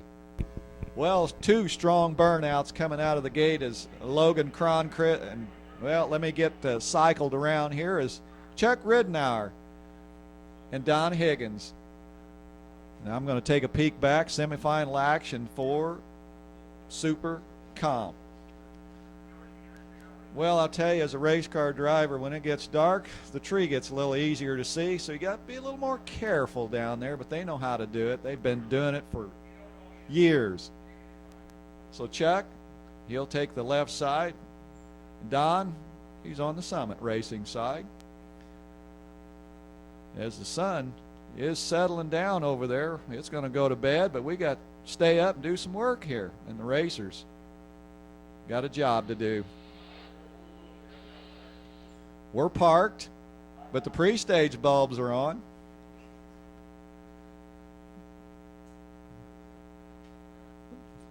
They probably kind of getting comfortable in their recliners in there, but they're going to go to work here pretty soon.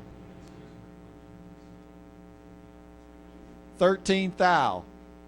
Chuck's got the advantage, but that don't guarantee the win light down here at the top end, and Don Higgins will take it, as he was one over 173 miles an hour. Well, Chuck got there too quick by 172 mile an hour charge down at the top end. So we'll see Don Higgins in the final. Can he repeat? We'll find out.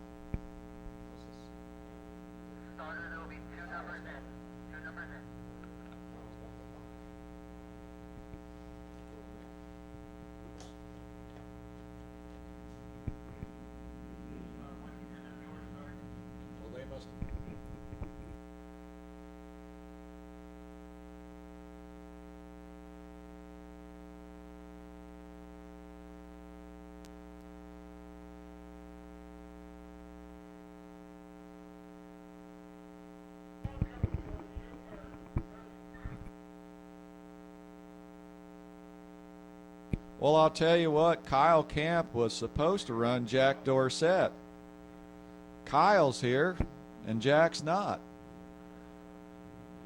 So the 20-year-old student out of Terre Haute, Indiana, with the Egan chassis, Camp Family Motorsports machine, looks like they'll be flying solo this time in the semifinal action. So Kyle will face Don Higgins in the final of Super Comp.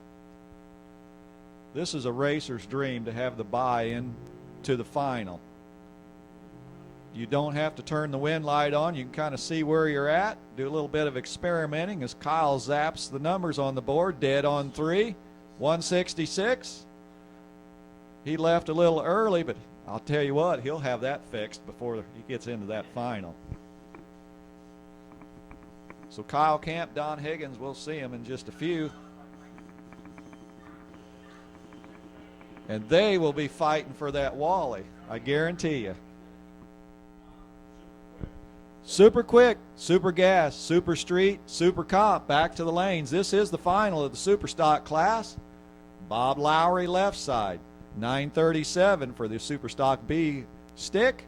Ray Paquette filling out the bulbs, 873. Bang, they're gone. Who's going to win it? Super stock final, and it's a dandy, and Ray is out of power as Bob Lowry will take the win for the super stock class today. Ray out of power at about a little past the 330-foot marker. So congratulations, Bob Lowry, our super stock winner today, and Ray Paquette, our runner-up.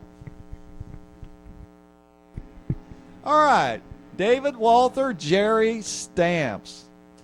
Stock final.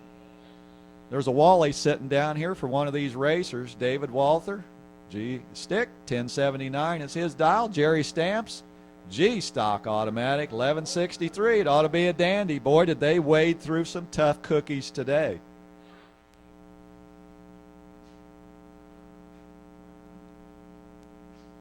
All right, Jerry's in, David's in, tree comes down, green light number 1, and David Walther did not want to see that. Red light glowing for David, win light for Jerry Stamps in the Duster.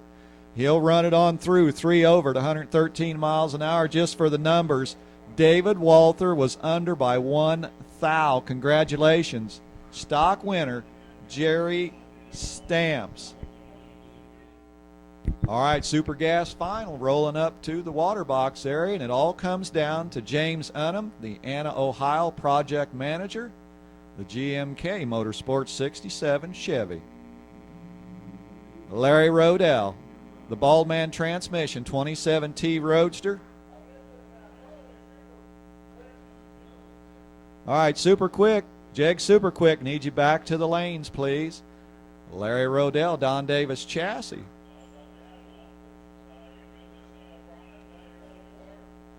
Jeg Super Quick, back to the lanes. Jeg Super Quick, back to the lanes, please. So again, pre-stage bulbs are lit. Let's keep it clean and green, and they've got it done. 2 thou separating them out of the gate. As they fade into the darkness, going northbound, who's got the win light? And it's going to go to James Unum out of Anna, Ohio, as he ran 2 over the number, 156. He only had a 2,000s head start out of the gate. Larry broke out by 2 as he runs 9.88 at 149 miles an hour. Ron Butts, Craig Meyer, they'll take flight as they complete the burnout.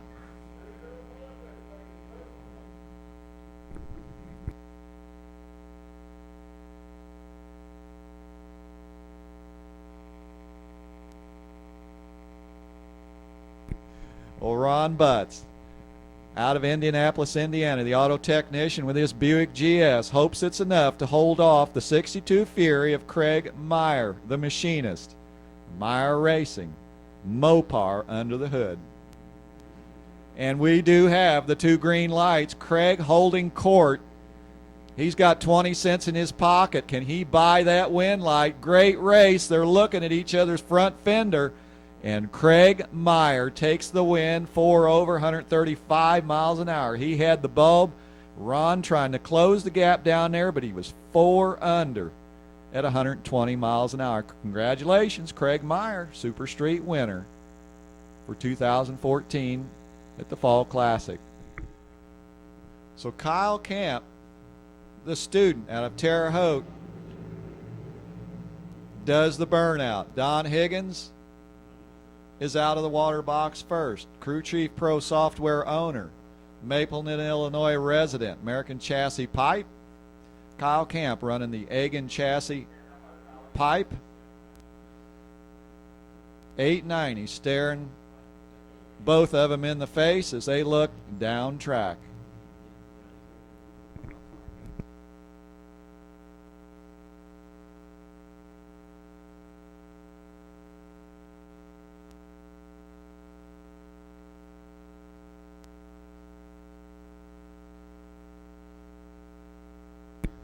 Well, again, we're pre-staged, and they're tightening their belts, taking a deep breath.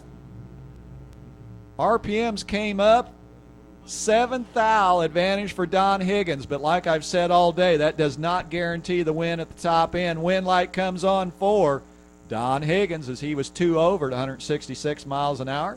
He held a 7,000th advantage at the start. Kyle was 2 over. Margin of victory, 0-0-6. So Don Higgins does it again. Super Comp winner at the Fall Classic.